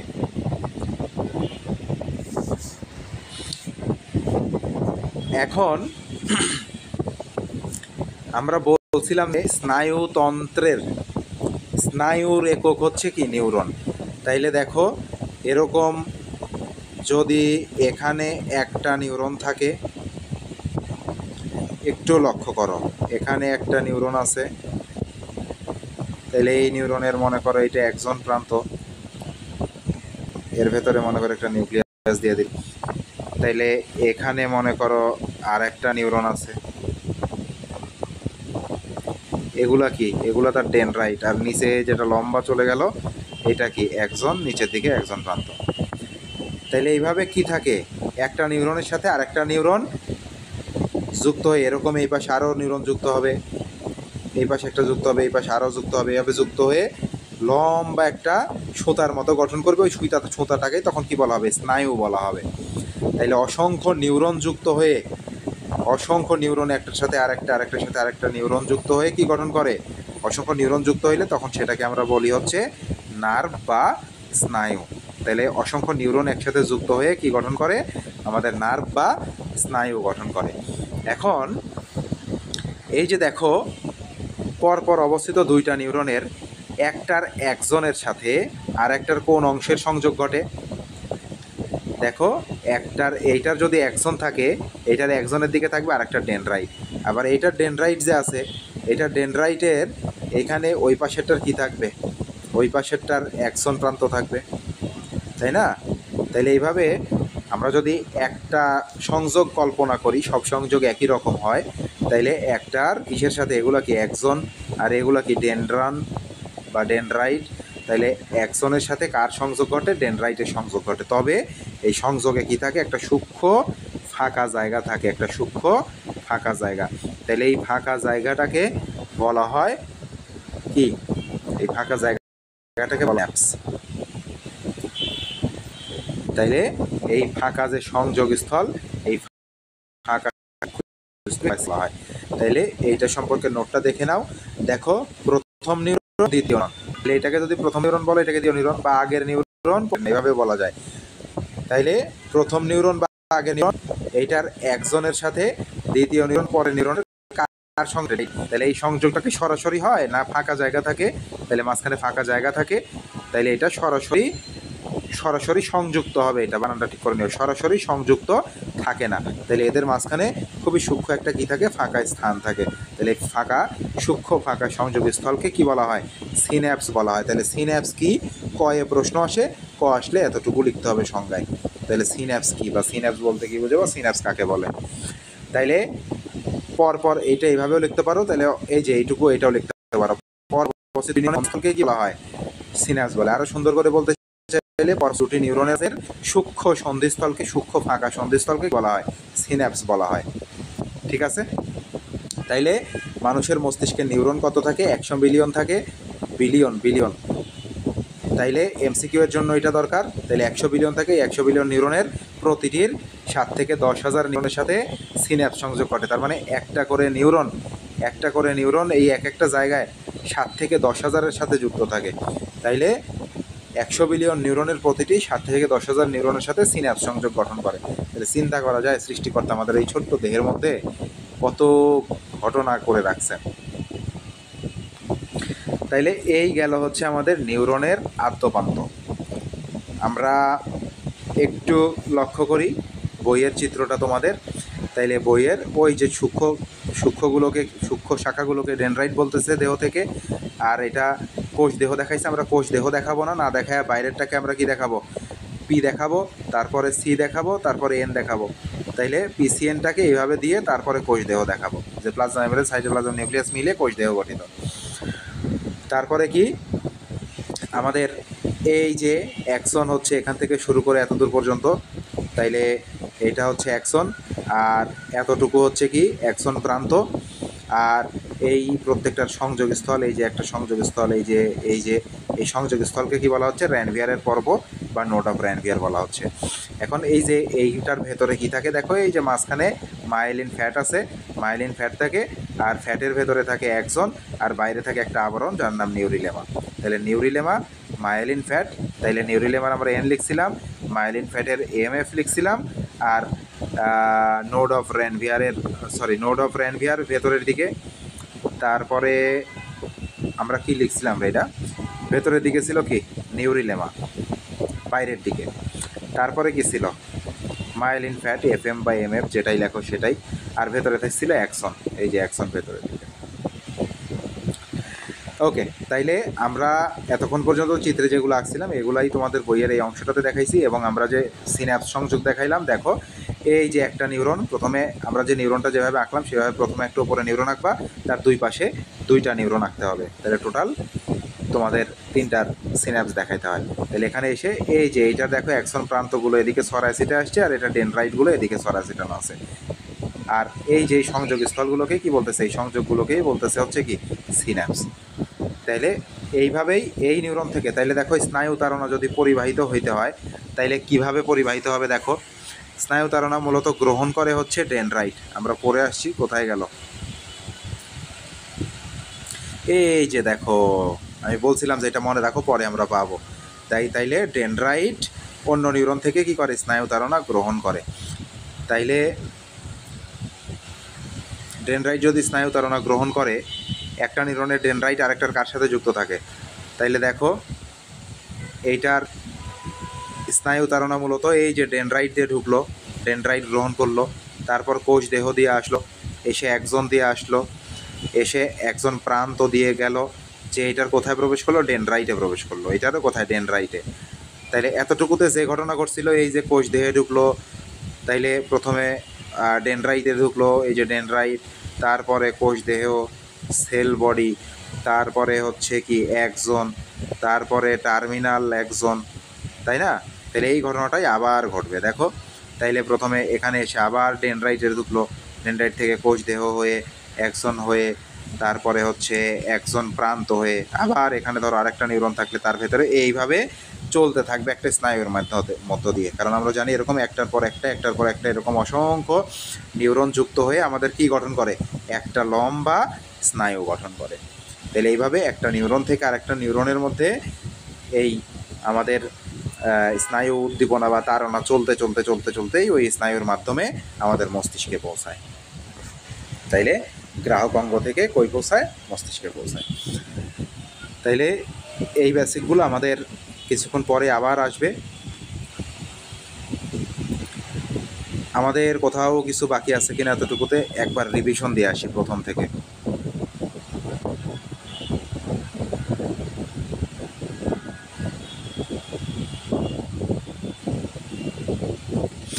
ওকে, 1 মিনিট লাগবে আমাদের রিভিশন দিতে। প্রথমে আমরা চলে আসি মেরুরজ্জু বা সুষুম্না কাণ্ড সম্পর্কে। এইটা করটির নিচে অবস্থিত ফোরামেন ম্যাগনাম, তার মানে ওই যে বড় ছিদ্র, ফোরামেন ম্যাগনাম থেকে কত দূর পর্যন্ত বিস্তৃত, কটিদেশীয় কশেরুকা, 5 নম্বর কটিদেশীয় কশেরুকা পর্যন্ত বিস্তৃত। এটা কি স্নায়ুগুচ্ছ। তাহলে ফোরামেন ম্যাগনাম থেকে কটিদেশীয় কশেরুকা পর্যন্ত বিস্তৃত স্নায়ুগুচ্ছকে কি বলা হয়, মেরুরজ্জু বলা হয়। এরপরে আমরা চলে আসি এটা কোথায় সুরক্ষিত থাকে, এই যে কশেরুকার, মেরুদণ্ডের কশেরুকার ভেতরের ছিদ্র পথে এটা কি থাকে, সুরক্ষিত থাকে। তাইলে এখানে হোয়াইট ম্যাটার আর গ্রে ম্যাটার মস্তিষ্কের বিপরীত, এটার বাইরে সাদা থাকে, ভেতরে ধূসর থাকে। তারপর এখান থেকে 31 জোড়া স্নায়ু বের হয়, যাদেরকে সুষুম্না স্নায়ু বা মেরুরজ্জীয় স্নায়ু বলা হয়। এরা কোন দিক দিয়ে বের হয়, কশেরুকার মধ্যবর্তী ছিদ্র দিয়ে বের হয়। তাহলে এরা কোথায় ছড়িয়ে পড়ে, ঘাড়, গলা, বুক, পিঠ, হাত পা ইত্যাদি অংশে। আর এরা হচ্ছে মিশ্র প্রকৃতির। স্নায়ু কলায় চলে আসি, এরা উদ্দীপনা গ্রহণ করবে, মস্তিষ্কে নিয়ে যাবে এবং সেই অনুসারে প্রতিবেদন সৃষ্টি করে, তাদেরকে স্নায়ু টিস্যু বলা হয়। তাহলে স্নায়ু কোষ হচ্ছে নিউরন, স্নায়ু কোষ বা নিউরনই এই স্নায়ু কলা বা স্নায়ু টিস্যুর একক। তাহলে স্নায়ু টিস্যুর এককের নাম হচ্ছে নিউরন। স্নায়ুতন্ত্রেরও গাঠনিক এবং কার্যকরী একককে কী বলা হয়? নিউরন বলা হয়। তাহলে নিউরন কাকে বলে? স্নায়ুতন্ত্রের গাঠনিক আর কার্যকরী এককে। কারণ এটা নিউরন হচ্ছে কী করে? স্নায়ুতন্ত্র গঠনও করে, কাজও করে। তাহলে গাঠনিক এবং কার্যকরী একককে কী বলা হয়? নিউরন বলা হয়। তাহলে প্রত্যেকটা নিউরনের কয়টা অংশ আছে? দুইটা অংশ আছে। একটা হচ্ছে কি কোষ দেহ, আর একটা অংশ হচ্ছে দেহ থেকে প্রলম্বিত অংশ। তাহলে কোষ দেহের ভেতরে কি থাকে? পিসিএন থাকে। তাহলে পিতে কি? প্লাজমা মেমব্রেন, সিতে সাইটোপ্লাজম, এতে নিউক্লিয়াস। আর হচ্ছে আকার কি কি? গোলাকার, ডিম্বাকার অথবা তারকাকার। তাহলে কোষ দেহে কী কী থাকে? সাথে সাইটোপ্লাজম, মাতে মাইটোকন্ড্রিয়া, সামা, নিতে হচ্ছে নিসলদানা, লাতে লাইসোজোম, রতে রঞ্জিত পদার্থ, রঞ্জক পদার্থ। আর বডি দিয়ে আমরা এই যে কোষ দেহে থাকে এটা আমরা মনে রাখবো, চর্বিতে চর্বি, আর গোলেতে গ্লাইকোজেন আর গোলজি বস্তু। সংজ্ঞা কি? পিসিএন দিয়ে গঠিত নিউরনের গোলাকার, ডিম্বাকার বা তারকাকার অংশকে কি বলা হয়? এটা তো নিউরনেরই অংশ। তাহলে নিউরনের অংশ কেমন? গোলাকার, ডিম্বাকার, তারকাকার। এরপরে আমরা চলে আসি প্রলম্বিত অংশ। তাহলে কোষ দেহ থেকে সৃষ্ট শাখা প্রশাখাগুলোকে প্রলম্বিত অংশ বলা হয়। তাহলে নিচের দিকে একটা লম্বা থাকে, তার নামে অ্যাক্সন, আর দেহের আশেপাশে ছোট ছোট থাকে সেগুলো ডেনড্রন। ডেনড্রনের আরও শাখা প্রশাখা থাকে, সেগুলোকে বলা হয় ডেনড্রাইট। তাহলে এই ডেনড্রাইটই কী করে? স্নায়ুতারণা গ্রহণ করে। তাহলে ডেনড্রাইট মানেই গ্রহণ, মাথায় রাখতে হবে, খুবই ইম্পর্টেন্ট। তাহলে ডেনড্রনের সংখ্যা কেমন থাকতে পারে? 0 থেকে শতাধিক থাকতে পারে। এরপরে আমরা চলে আসি অ্যাক্সন। তাহলে যে একটা লম্বা, তাহলে কোষ দেহ থেকে সৃষ্ট লম্বা তন্তুকে কি বলা হচ্ছে? অ্যাক্সন। তাহলে অ্যাক্সনের আবরণীর নাম নিউরিলেমা, আর মূল অক্ষ কথাটা থাকলে অ্যাক্সোলেমা। তারপরে অ্যাক্সনের শেষ মাথা ছোট ছোট শাখায় বিভক্ত হয়, এগুলোকে টার্মিনাল অ্যাক্সন বা অ্যাক্সন প্রান্ত বলা হয়। এরপরে আমরা চলে আসি এমএফএ। বাইরে থাকে নিউরিলেমা, তারপর থাকে মাইলিন ফ্যাট, তারপর থাকে অ্যাক্সন। তার মানে এটা যদি অ্যাক্সন হয়, এই অ্যাক্সন একদম ভেতরে থাকলো, তার উপরে কি আছে? মাইলিন ফ্যাটে যেরকম চর্বি লাগানো আছে, আর এই চর্বির ওপর দিয়ে এরকম একটা পর্দা আছে, এই পর্দাটার নাম হচ্ছে কি? নিউরিলেমা। তাইলে একদম বাইরে আছে নিউরিলেমা, তারপরে আছে কি? মায়োলিন ফ্যাট, তারপরে আছে কি? অ্যাক্সন। এই হচ্ছে ঘটনা। তাইলে এই যে এই ফ্যাটের স্তরগুলা কিছু দূর পরপর বিচ্ছিন্ন থাকে, তাহলে এগুলো নির্দিষ্ট দূরত্ব পরপর বিচ্ছিন্ন অবস্থায় থাকে। এই বিচ্ছিন্ন ফাঁকা স্থানকে বলা হয় রেনভিয়ারের পর্ব। তাহলে এই মাইলিনবিহীন এই ফাঁকা স্থানকে রেনভিয়ারের পর্ব বলা হয়, এবং এই রেনভিয়ারের পর্বেই কি হয়েছে? নিউরিলেমা আর একজন টাচ হয়েছে, যে একজন আরেকজনকে টাচ করছে কোথায়? এই যে এই জায়গায়, যেখানে মাইলিন ফ্যাট নাই, ফাঁকা জায়গা। ফাঁকা জায়গা মানে কি? রেনভিয়ারের পর্ব। তাইলে এই যে নিউরিলেমা আর একজনের প্রত্যক্ষ সংযোগ ঘটে কোথায়? রেনভিয়ারের পর্ব বা নোড অফ রেনভিয়ারে। তাইলে এই যে খণ্ড খণ্ড অংশের ফাঁকা জায়গাগুলোকে নোড অফ রেনভিয়ার বা রেনভিয়ারের পর্ব বলে। তাহলে বিচ্ছিন্ন মাইলিনবিহীন এই ফাঁকা জায়গাতে মানে রোড অফ নেটভিয়ারে নিউরিলেমা একজনের প্রত্যক্ষ সংযোগ ঘটে। তারপরে আমরা চলে আসি প্রথম নিউরনের অ্যাক্সনের সাথে পরের নিউরনের কার সংযোগ ঘটে? ডেনড্রাইটের সংযোগ ঘটে, তবে সেটা সরাসরি সংযুক্ত থাকে না, এদের মাঝখানে সূক্ষ্ম ফাঁকা জায়গা থাকে। এই সূক্ষ্ম ফাঁকা জায়গা, এই ফাঁকা জায়গাকে কি বলা হয়? সিন্যাপস। তার মানে এক নিউরন থেকে আর এক নিউরনের মাঝের ফাঁকা জায়গা, একই নিউরন না, এক নিউরন আর এক নিউরন, দুইটার মাঝখানের ফাঁকা সংযোগস্থল। ফাঁকা সংযোগস্থলকে কি বলা হয়? সিন্যাপস বলা হয়, তাই না? তাইলে পরপর অবস্থিত দুটি নিউরনের সন্ধিস্থলকে কি বলা হয়? সিন্যাপস বলা হয়। এমসিকিউ এর জন্য মস্তিষ্কে নিউরন থাকে 100 বিলিয়ন, আর এই 100 বিলিয়নের প্রত্যেকটাই 7 থেকে 10,000 নিউরনের সাথে সিন্যাপস গঠন করে। স্নায়ু তাড়না পরিবহন হয় কিভাবে? দেখো, এটা আমাদের বেসিক অলরেডি হয়ে গেছে এতটুকু পড়তে পড়তে। দেখো, স্নায়ু তাড়না এইটা পদ্ধতির নামটা মনে রাখতে হবে, তড়িৎ রাসায়নিক পদ্ধতি, ইলেকট্রোকেমিক্যাল সিস্টেম, তড়িৎ রাসায়নিক পদ্ধতি। তাইলে স্নায়ু তাড়না কোন পদ্ধতিতে পরিবাহিত হয়? এমসিকিউ থাকবে কোন পদ্ধতিতে? তড়িৎ রাসায়নিক পদ্ধতি থাকবে, শুধু তড়িৎ পদ্ধতি, শুধু রাসায়নিক পদ্ধতি, মানে তড়িৎ পদ্ধতি অপশনে থাকবে, রাসায়নিক পদ্ধতি থাকবে, তড়িৎ রাসায়নিক পদ্ধতি থাকবে, এরকম থাকবে। ঠিক আছে? তাইলে তড়িৎ রাসায়নিক দুইটাই মাথায় রাখতে হবে। তাহলে তড়িৎ রাসায়নিক পদ্ধতিতে পূর্ববর্তী স্নায়ুর কই থেকে যায়? তাহলে আগের স্নায়ুর একজন টার্মিনাল, তাহলে পূর্ববর্তী স্নায়ুর একজন টার্মিনাল থেকে পরবর্তী স্নায়ুর কোথায় যায়? ডেনড্রাইটে।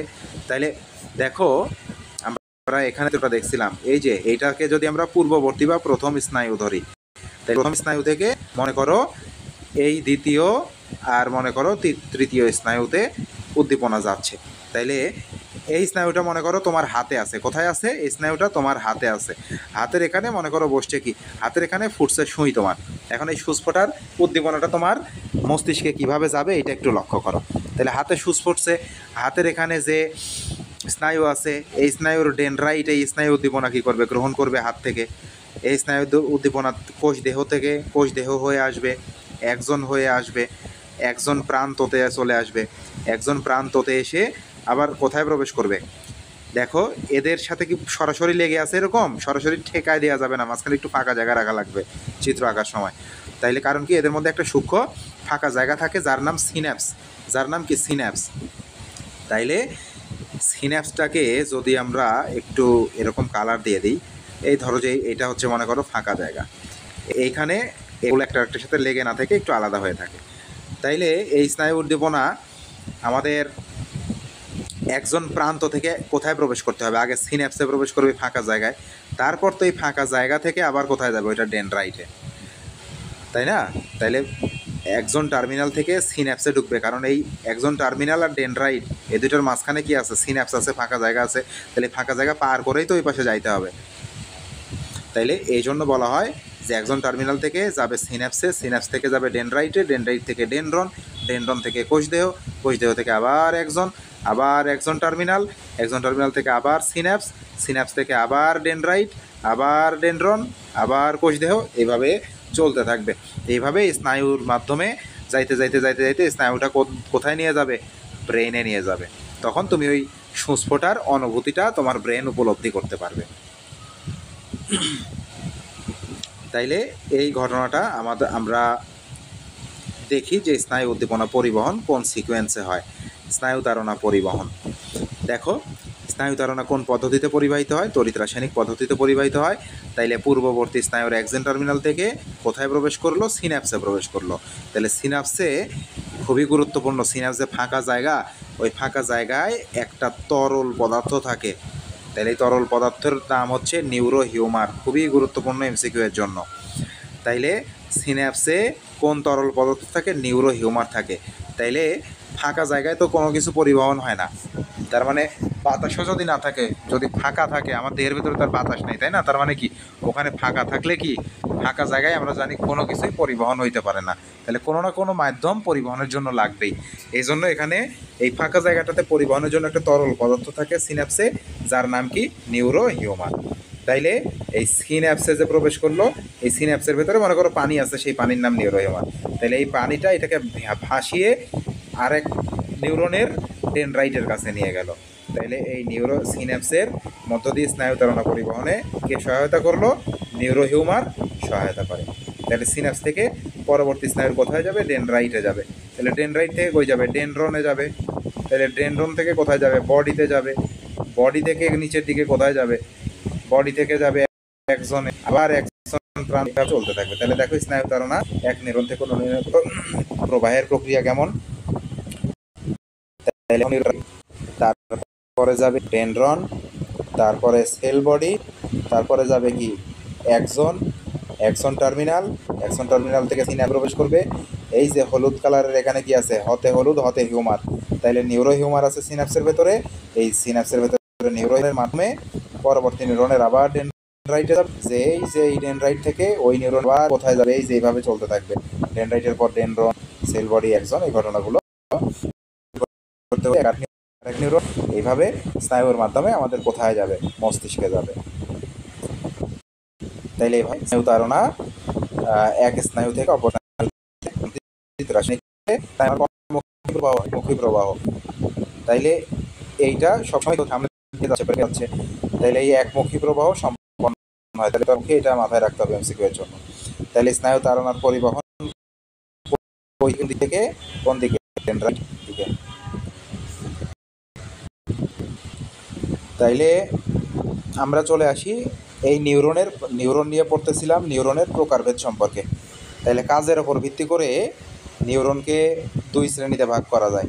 তাইলে যেহেতু নিউরনের প্রধান কাজ কি উদ্দীপনা পরিবহন করা, তাইলে উদ্দীপনা পরিবহন সর্বদামুখী বললো একমুখী। তার মানে হয় দেখো আমাদের ব্রেন, এটা কি ব্রেন, আর এইটা এটা হয় বডি থেকে ব্রেনের দিকে যাবে, অথবা ব্রেন থেকে বডির দিকে আসবে। কারণ কি বডি থেকে ব্রেনের দিকে যাবে, আমার মশা বসছে, এই সিগন্যালটা আমি বোঝার জন্য বডির যেখানে মশা বসছে ওখান থেকে ব্রেন সিগন্যাল যাবে। আবার এই মশাটাকে মারতে হবে, এই সিগন্যালের জন্য তো ব্রেন থেকে আবার বডিতে আবার একটা সিগন্যাল, তাই না? তাহলে কিছু স্নায়ু বডি থেকে দেহ থেকে ব্রেনের দিকে নিয়ে যায়, আবার কিছু স্নায়ু ব্রেন থেকে বডির দিকে নিয়ে আসে। তাইলে দেখো যারা মশা বসলো, মশা দিয়ে মনে রাখো, মশা বসলো, এটা কি একটা অনুভূতি, ফিলিংস। তাহলে এই অনুভূতি যারা বহন করে নিয়ে যায় তাদেরকে অনুভূতিবাহী স্নায়ু বলা হয়। কী বাহী স্নায়ু? অনুভূতি। তাহলে মশা কোথায় বসে? বডিতে বসে। তাহলে এই অনুভূতিবাহী স্নায়ু কই থেকে কই নিয়ে যাবে? বডি থেকে ব্রেন থেকে নিয়ে যাবে। আবার এই মশাটাকে মারতে হবে। এইটা কি? এইটা হচ্ছে ব্রেনের কি অর্ডার, হুকুম। ব্রেনের কি হুকুম? হুকুম মানে কি? রাজরাজাদের হুকুমকে বলা হইতো কি? রাজরাজাদের হুকুমকে বলা হইতো আজ্ঞা। কি বলা হইতো? আজ্ঞা। তার মানে অর্ডার। ঠিক আছে? তাইলে এই যে ব্রেন তো রাজা আমাদের দেহের, তাই না? তাইলে ব্রেনের যে হুকুমটা আসবে, আজ্ঞাটা আসবে, এটা যে স্নায়ুটা বহন করে নিয়ে আসবে সেই স্নায়ুকে বলা হবে আজ্ঞাবাহী স্নায়ু। তাইলে অনুভূতি বহন করে নিয়ে যায় ব্রেনে, অনুভূতিবাহী স্নায়ু। আর ব্রেন থেকে ব্রেনের অর্ডার বা আজ্ঞা বহন করে বডিতে নিয়ে আসে কি? আজ্ঞাবাহী স্নায়ু। তাহলে স্নায়ু আমরা কয় প্রকার পাচ্ছি? দুই প্রকার, একটা অনুভূতিবাহী আর একটা আজ্ঞাবাহী। তাহলে অনুভূতিবাহী কই থেকে কই নিয়ে যায়? দেখো, গ্রাহক অঙ্গ থেকে কেন্দ্রীয় স্নায়ুতন্ত্রে, তার মানে কি মস্তিষ্কে। আর আজ্ঞাবাহী কই থেকে নিয়ে আসে? কেন্দ্রীয় স্নায়ুতন্ত্র থেকে কার্যকরী অঙ্গে। তাহলে এই যে আজ্ঞাবাহী ব্রেন থেকে বডিতে আসলো, তার মানে কি কেন্দ্রীয় স্নায়ুতন্ত্র থেকে কার্যকরী অঙ্গে। আর অনুভূতিবাহী, অনুভূতি বডি থেকে কোথায় গেল? ব্রেনে গেল, তার মানে অঙ্গ থেকে কেন্দ্রীয় স্নায়ুতন্ত্রে গেল। তাহলে স্নায়ু আমরা কয় প্রকার পাচ্ছি? অনুভূতিবাহী স্নায়ু, আজ্ঞাবাহী স্নায়ু। এইটা আজ্ঞাবাহী এটা নিউরন, আমরা নিউরনের চিন্তা করলাম। আচ্ছা, স্নায়ুও একই জিনিস, সমস্যা নাই। তাইলে স্নায়ুকেও, নিউরনকে ভাগ করা হলো দুই ভাগে। নিউরন মানে কি? সুতা। নিউরন মানে কি? এই সুতাগুলা একটা আরেকটার সাথে নিউরন মিলে যে একটা স্নায়ু গঠন করে। তাইলে এই সুতাগুলো কয় প্রকার পেলাম? দুই প্রকার। একটা অঙ্গ থেকে স্নায়ুতন্ত্রের দিকে যায়, আর একটা স্নায়ুতন্ত্র তন্ত্র থেকে, কেন্দ্রীয় স্নায়ুতন্ত্র থেকে অঙ্গের দিকে আসে। এখন স্নায়ুকে ভাগ করে তিন ভাবে। স্নায়ুগুলো অনুভূতিবাহীও হয়, অনুভূতি বহন করে এরকমও থাকে, আজ্ঞা বহন করে নিয়ে আসে এরকমও থাকে, কিছু থাকে করে এগুলোকে। তাইলে দেখো, এই যে আমাদের অনুভূতিবাহী নিউরন ছিল, কি ছিল? আমাদের অনুভূতিবাহী নিউরন। অনুভূতিবাহী নিউরন একটার একটার সাথে মিলে যে স্নায়ু গঠন করে তাকে কি বলা হয়? অনুভূতিবাহী স্নায়ু। তাইলে এই যে দেখো অনুভূতিবাহী স্নায়ু, অনুভূতিবাহী সমান ওই যে অনুভূতিবাহী তাহলে এগুলোর নাম আছে অনেকগুলো, সবগুলো নাম মানে একই। তাহলে যার নামই অনুভূতিবাহী স্নায়ু, তার নামই সংবেদী স্নায়ু, তার নামই সেন্সরি স্নায়ু। যার নাম আজ্ঞাবাহী স্নায়ু, আজ্ঞা মানে হুকুম, তাহলে এইটাকে বলা হয় স্নায়ু, মানে একটু আজ্ঞাবাহী বা মোটর স্নায়ু। যদি এগুলো নিয়ে প্যাঁচ বাঁধাও, শুধু মনে রাখবা সহজ জিনিসটা, সেন্সরি আর মোটর। সেন্সরি সেন্স মানে অনুভূতি, অনুভূতি করে নিয়ে যায় কই থেকে? অঙ্গ থেকে মস্তিষ্কে। তাহলে এরা অঙ্গ থেকে মস্তিষ্কে বা কেন্দ্রীয় স্নায়ুতন্ত্রে নিয়ে যায়। আজ্ঞাবাহী মানে কি? হুকুম। হুকুম মানে হচ্ছে মোটর। তাইলে মোটর কি করে? মস্তিষ্ক থেকে বডিতে হুকুম নিয়ে আসে মশা মারার, তাহলে কেন্দ্রীয় স্নায়ুতন্ত্র থেকে কার্যকরী অঙ্গে। আর মিশ্র স্নায়ু কি? যাদের মধ্যে এই যে সেন্সরি এবং মোটর দুই ধরনের নার্ভই থাকে। তাইলে সেন্সরি ও মোটর উভয় ধরনের স্নায়ু নিয়ে, উভয় ধরনের স্নায়ু নিয়ে নয়, এটা উভয় ধরনের নিয়ে গঠিত হবে, উভয় ধরনের। তাহলে এটা সেন্সরি নিউরন দিয়ে গঠিত, এইটা কি মোটর নিউরন দিয়ে গঠিত, আর এইটা উভয় নিউরন দিয়ে গঠিত। তাহলে এটা সেন্সরি নিউরন দিয়ে গঠিত, এটা মোটর নিউরন দিয়ে গঠিত, এটা উভয় নিউরন দিয়ে গঠিত। তাহলে সেন্সরি মানে সেন্স, সেন্স কই থেকে কই যায়? অঙ্গ থেকে কেন্দ্রীয় স্নায়ুতন্ত্র বা মস্তিষ্কে। তারপরে আসি আমরা এটা মোটর। মোটর মানেই অর্ডার, মোটর মানে অর্ডার মনে রাখবা, আজ্ঞাবাহী। তাইলে মোটর কই থেকে, কার অর্ডার কই থেকে নিয়ে আসে? তাহলে কেন্দ্রীয় স্নায়ুতন্ত্র থেকে অর্ডার আসে, কেন্দ্রীয় স্নায়ুতন্ত্র থেকে অঙ্গে। আর নেক্সট কি? দুই ধরনের কাজই করে। তাহলে আমরা এই যে মিশ্র স্নায়ু কোথায় পড়ছিলাম? সুষুম্না স্নায়ু যে 31 জোড়া পড়াইলাম, ওখানে লাস্টে কি লেখা ছিল? যে এরা কি ধরনের? মিশ্র ধরনের। এরা কি ধরনের? মিশ্র ধরনের। তাহলে বুঝছো মিশ্র স্নায়ু মানে কি? তাহলে সুষুম্না স্নায়ুগুলো কি করে? দুই ধরনের কাজই করে, অনুভূতি বাহিরেও কাজ করে, আজ্ঞা বাহিরেও কাজ করে।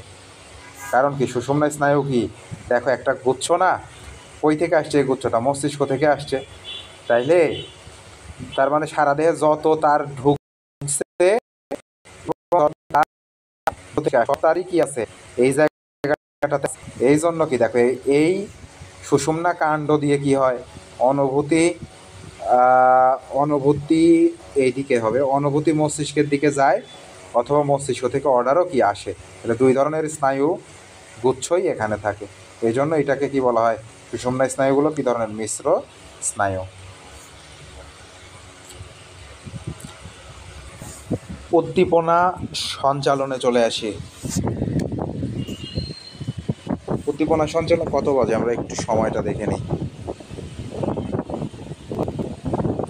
7:30। আচ্ছা দেখি 8টার মধ্যে শেষ করতে পারি কিনা। আমরা চলে আসি উদ্দীপনা সঞ্চালন। এগুলার বেসিক অলরেডি হয়ে গেছে দেখো। তাইলে উদ্দীপনা কাকে বলে এমনি জাস্ট একবার রিডিং দিবে, এগুলা আসে না কয়ে জানার জন্য। তাইলে পরপর সংযুক্ত অসংখ্য স্নায়ুর ভিতর দিয়ে উদ্দীপনা বা তাড়না কোথায় পৌঁছে, মস্তিষ্কে পৌঁছে। প্রতি সেকেন্ডে এদের বেগ কি বেগে যায়, 100 মিটার পার সেকেন্ড। তাইলে মিটার পার সেকেন্ডকে আরেকটা কিভাবে লেখা যায়, m1। তাহলে অপশনে 100 জন্য। তাইলে প্রতি সেকেন্ডে স্নায়ু তাড়না বেগ 100 মিটার পার সেকেন্ড, তার মানে 1 সেকেন্ডে 100 মিটার পর্যন্ত যেতে পারে।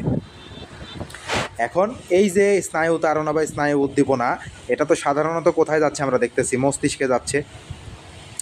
এটা যদি কখনো পেশিতে আসে, কোথায় আসে, পেশিতে আসে, তাইলে পেশিগুলোকে এটা কি করে, সংকুচিত করে। খুবই গুরুত্বপূর্ণ এমসিকিউ এর জন্য।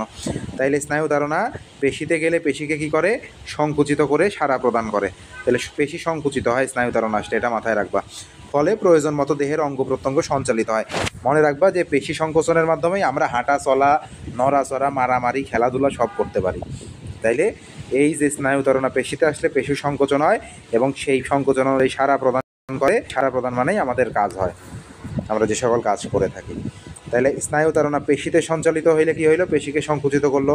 এখন এই স্নায়ু তাড়না যদি গ্রন্থিতে সঞ্চালিত হয়, কোথায়, গ্রন্থিতে সঞ্চালিত হইলে তারা রস নিঃসরণ করে। গ্রন্থিতে সঞ্চালিত হইলে কি নিঃসরণ করে, রস নিঃসরণ করে। কোন রস, হরমোন, এনজাইম ইত্যাদি। ঠিক আছে।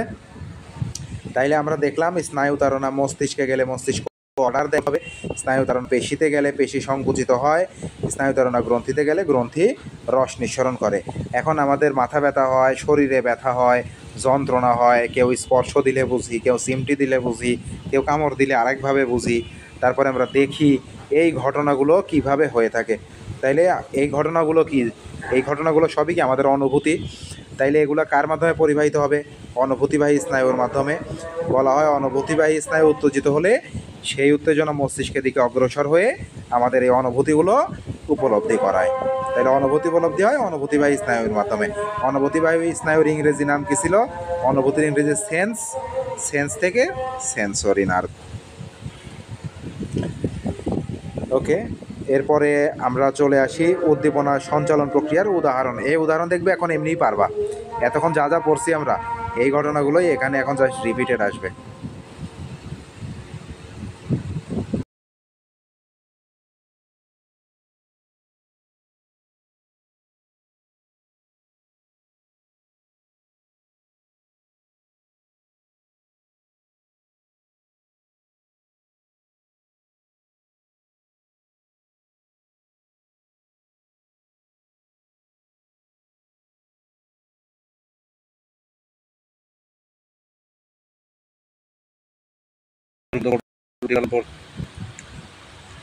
আচ্ছা, উদ্দীপনা সঞ্চালন প্রক্রিয়ার উদাহরণে চলে আসি। বইয়ে কি কি উদাহরণ দেওয়া আছে উদ্দীপনা সঞ্চালনের, মানে এক জায়গা থেকে আমাদের ব্রেন পর্যন্ত কিভাবে যায় এবং আমাদের অঙ্গ প্রত্যঙ্গ কিভাবে কাজ করে এই ঘটনাটা। তো এইটা জানতে হলে আমাদের কিছু শব্দ সম্পর্কে পরিচিত থাকতে হয়। এই শব্দগুলো এগুলা গ্রাহক অঙ্গ। আরেকটা আমরা চলে আসি কার্যকর অঙ্গ। কার্যকর অঙ্গের আরেকটা নাম সারা অঙ্গ, মানে সারা দেহ যেটা বলি না, কিন্তু এই জয়বিন্দু রস মানে সারা প্রদান। তোমাকে আমি ডাকলে যে তুমি আমার দিকে তাকাও, মশা বসলে যে তুমি মারো, এটা হচ্ছে কি সারা প্রদান। তাহলে এটা সেই সারা।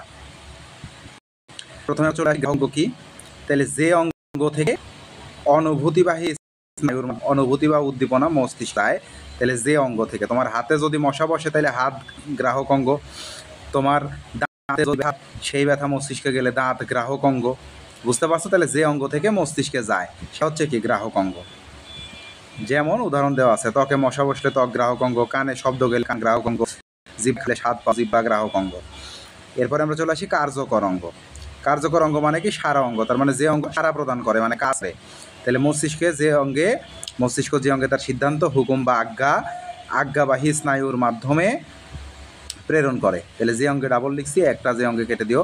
তাহলে কার্যকর অঙ্গ বা সারা অঙ্গ কি, যে মস্তিষ্ক তার সিদ্ধান্ত, হুকুম বা আজ্ঞাবাহী স্নায়ুর মাধ্যমে যে অঙ্গে পাঠায় তাকেই কি বলা হয় কার্যকর অঙ্গ। তাহলে যে অঙ্গে পাঠায় সেই অঙ্গই তো কাজ করে।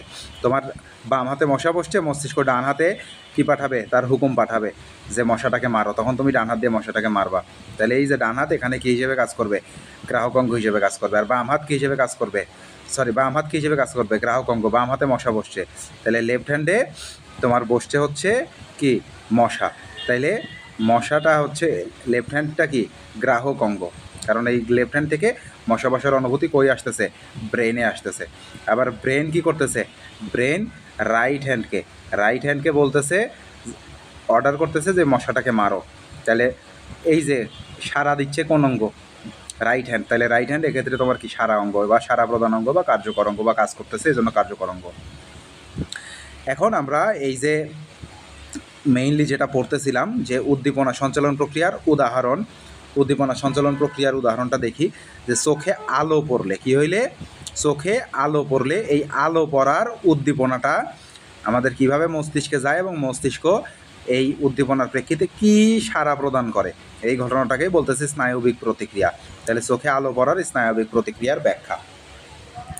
এখন চোখে আলো পড়ার ব্যাখ্যা জানতে হইলে আমাদের চোখের গঠন সম্পর্কে জানতে হবে। দেখো চোখের গঠনটা কি, দেখো এইটাকে আমরা কি বলি, এইটাকে বলি হচ্ছে চোখের মণি, তাই না?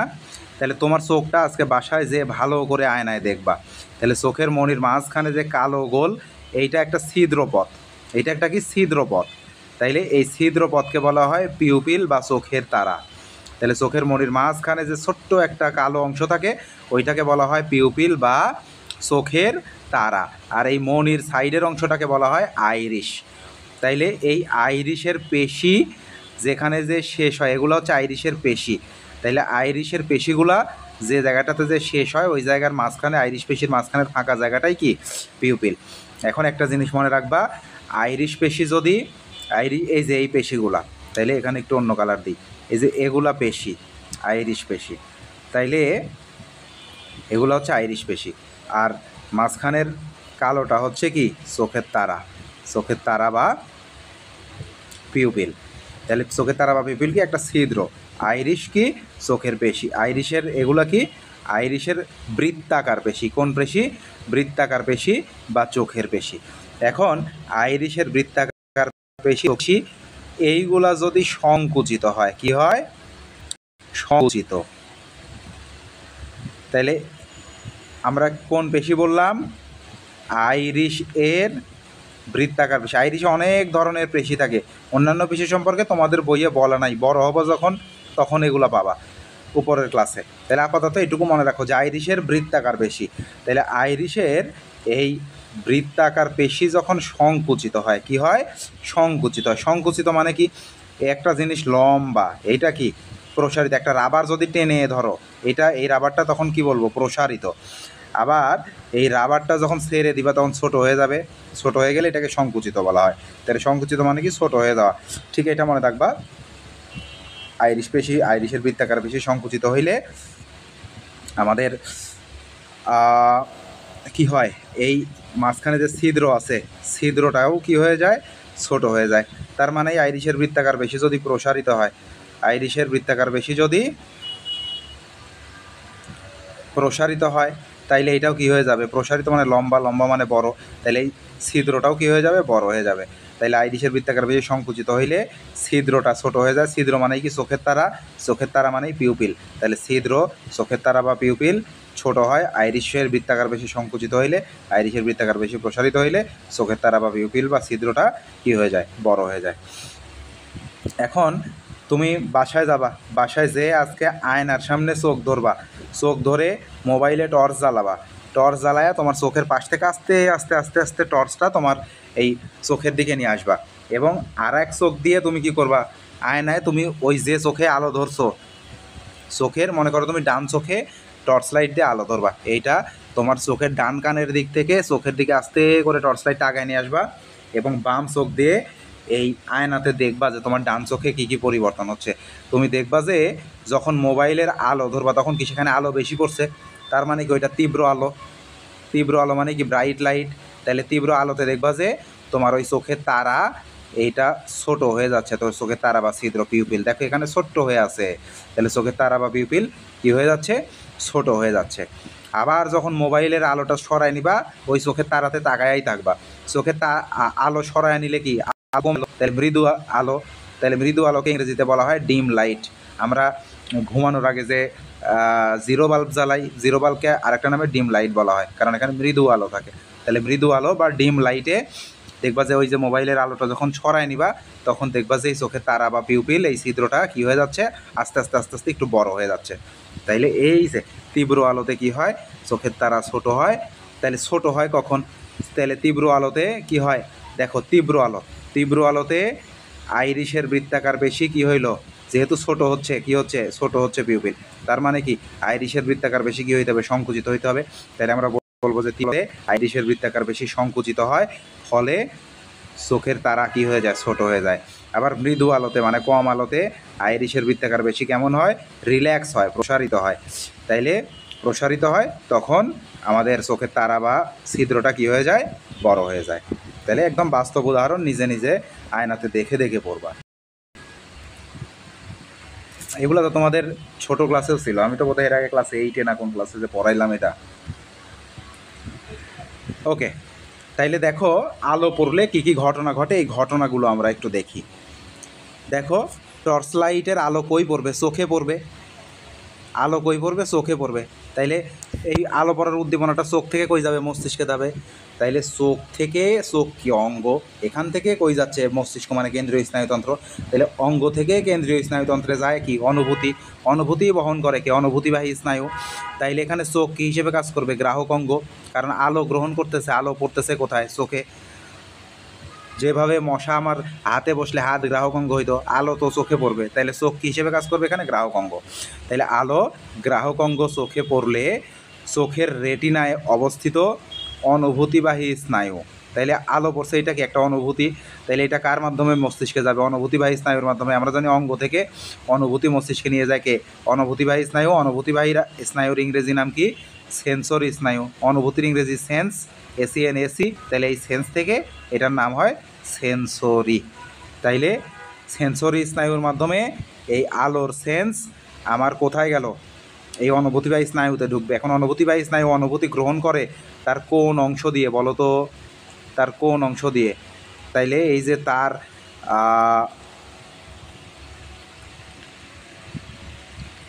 আমাদের স্নায়ুর চিত্র আঁকছিলাম না এইভাবে, ধরো এইটা একটা স্নায়ু,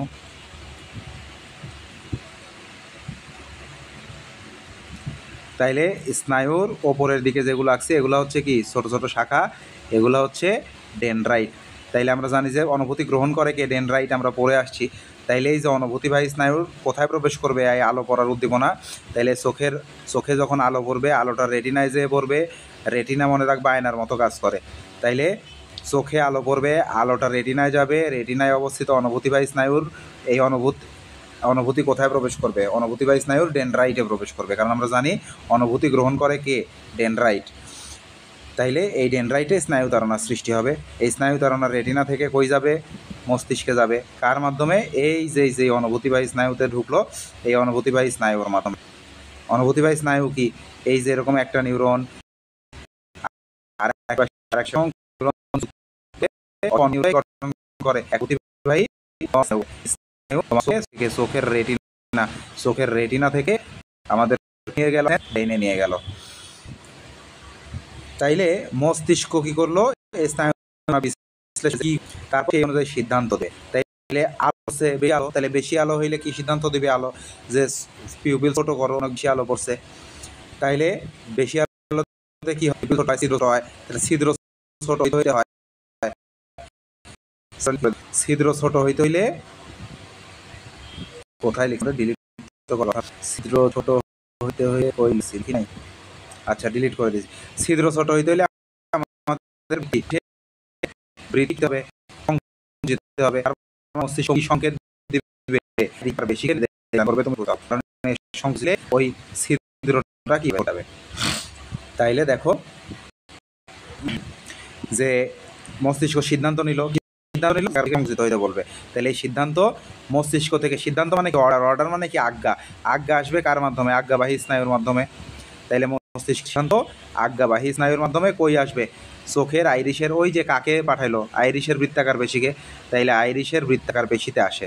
তাইলে পেশিতে যদি স্নায়ু উদ্দীপনা কি বলছি, পেশি কি হয়, পেশিতে ঢুকলে সংকুচিত হয় বলছিলাম, তারপরে গ্রন্থিতে ঢুকলে রস নিঃসরণ হয় পড়ছিলাম, হ্যাঁ। তাহলে পেশিতে ঢুকলেই এই পেশিটা বেশি হয়ে যাবে, সংকুচিত হয়ে যাবে, তাহলে আইরিশের বৃত্তাকার বেশি সংকুচিত হয়। আর আইরিশের বৃত্তাকার বেশি সংকুচিত হইলেই আমরা জানি চোখের তারা কেমন হয়ে যায়, ছোট হয়ে যায়, তখন চোখের তারা ছোট হয়ে যাবে। তাহলে টর্চ লাইটের আলো পড়লে আমার চোখের তারা ছোট হয়, এই ঘটনাটা এইটুকুতে দেখলাম। আমরা যদি একটু সংক্ষেপ করলে আমাদের আইরিশে অতিরিক্ত আলো পড়ার ফলে আলোক উদ্দীপনাটা গেল কোথায়, চোখের রেটিনায়। আচ্ছা একটু অন্য কালার নেই, আলোর উদ্দীপনা রেটিনা। তাইলে রেটিনায় যে আমাদের কি ছিল, নিউরন ছিল, রেটিনায় যে নিউরন ছিল, এই নিউরনের ডেনড্রাইট, এই নিউরনের কে, আচ্ছা এই নিউরনের ডেনড্রাইট হচ্ছে এই আলোক উদ্দীপনাটা গ্রহণ করলো। তাহলে এই ডেনড্রাইট থেকে গেল স্নায়ুতে, স্নায়ুর মাধ্যমে কোথায় গেল, ব্রেনে গেল, তাই না। তাহলে আলো পড়লো চোখে, চোখ গ্রাহক অঙ্গ, গ্রাহক অঙ্গের রেটিনায় অনুভূতিবাহী স্নায়ু ডেনড্রাইটের মাধ্যমে সেই অনুভূতি স্নায়ুবাহী স্নায়ুতেই তাড়না সৃষ্টি হইল, তাড়নাটা সেই অনুভূতিবাহী স্নায়ুর মাধ্যমে মস্তিষ্কে গেল। তারপরে মস্তিষ্ক সেইটা বিশ্লেষণ করলো, গবেষণা করলো যে কি হয়েছে আসলে। তখন মস্তিষ্ক বুঝতে পারলো যে সেখানে আলো বেশি হয়েছে। তখন মস্তিষ্ক সিদ্ধান্ত নিল যে এই তাইলে এখন পিউপিল ছোট করতে হবে, কারণ আমরা জানি আলো বেশি হইলে পিউপিল ছোট হয়। তাইলে পিউপিল ছোট হইতে হইলে কি হইতে হয়, এই যে আইরিশের যে পেশিগুলো আছে বৃত্তাকার পেশি, তাহলে আইরিশের এই পেশিগুলোকে সংকুচিত হবে। তাই মস্তিষ্ক অর্ডার পাঠাইলো আইরিশের বৃত্তাকার পেশিকে যে তুমি সংকুচিত হও। তাহলে অর্ডার মানে আজ্ঞা, তাহলে এটা আজ্ঞাবাহী স্নায়ুর মাধ্যমে। আজ্ঞাবাহী স্নায়ুর ইংরেজি নাম কি, মোটর স্নায়ু। এই যে অনুভূতিটা নিয়ে গেল ব্রেনে, অনুভূতি নিয়ে গেল, এইটা হচ্ছে সেন্সরি নার্ভ। তাইলে এই যে অর্ডার আসলো যে সংকুচিত হও, তখন আইরিশের বৃত্তাকার বেশি সংকুচিত হইলো এবং ছিদ্রটা কি হয়ে গেল, ছোট হয়ে গেল। এখন তুমি যখন মোবাইল সরিয়ে নিবা তখন আবার এইটা ছিদ্রটা কি হইতে থাকবে, বড় হয়ে থাকবে দেখবা। তাইলে তুমি যখন মোবাইল সরিয়ে নিবা, আলো কমে যাচ্ছে, তাহলে আলো কমে যাওয়ার উদ্দীপনা রেটিনা থেকে কোথায় যাবে, আলো কমে যাওয়ার উদ্দীপনা রেটিনা থেকে অনুভূতিবাহী স্নায়ুর মাধ্যমে ব্রেনে যাবে, অনুভূতিবাহী স্নায়ুর মাধ্যমে আগেটার মতো করে কোথায় যাবে, ব্রেনে যাবে। আবার সেটা বিশ্লেষণ করবে, বিশ্লেষণ করবে আলো কমে গেছে, এখন ছিদ্র বড় করো, চোখের ছিদ্র বড় করতে হবে, এই সিদ্ধান্ত নিবে সে। এই সিদ্ধান্ত আবার মোটর স্নায়ু বা আজ্ঞাবাহী স্নায়ুর মাধ্যমে আইরিশের বৃত্তাকার পেশিকে পাঠাবে, বলবে যে বৃত্তাকার পেশি তোমরা সবাই এখন কি হও, আলো কমে গেছে, এখন রিল্যাক্স হও, মানে তখন তারা কি হবে, সবাই প্রসারিত হবে, তাইলে আবার ছিদ্রটা কি হয়ে যাবে, বড় হয়ে যাবে। তাইলে এই ঘটনার বাসায় যেয়ে আজকে আয় দেখবা।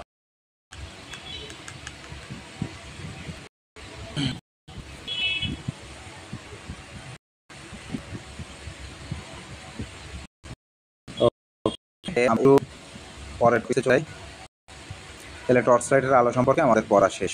তাহলে দেখো আলো সরিয়ে কি ঘটে, আলো কমার তাড়না রেটিনা থেকে কোথায় যায়, এই যে মস্তিষ্কে যায় অনুভূতিবাহী স্নায়ুর মাধ্যমে, মস্তিষ্ক সিদ্ধান্ত নেয়, তাহলে সেই সিদ্ধান্ত আজ্ঞাবাহী স্নায়ুর মাধ্যমে আইরিশের বৃত্তাকার পেশিতে আসে। তাহলে আইরিশের বৃত্তাকার পেশি এখানে কি, গ্রাহক অঙ্গ।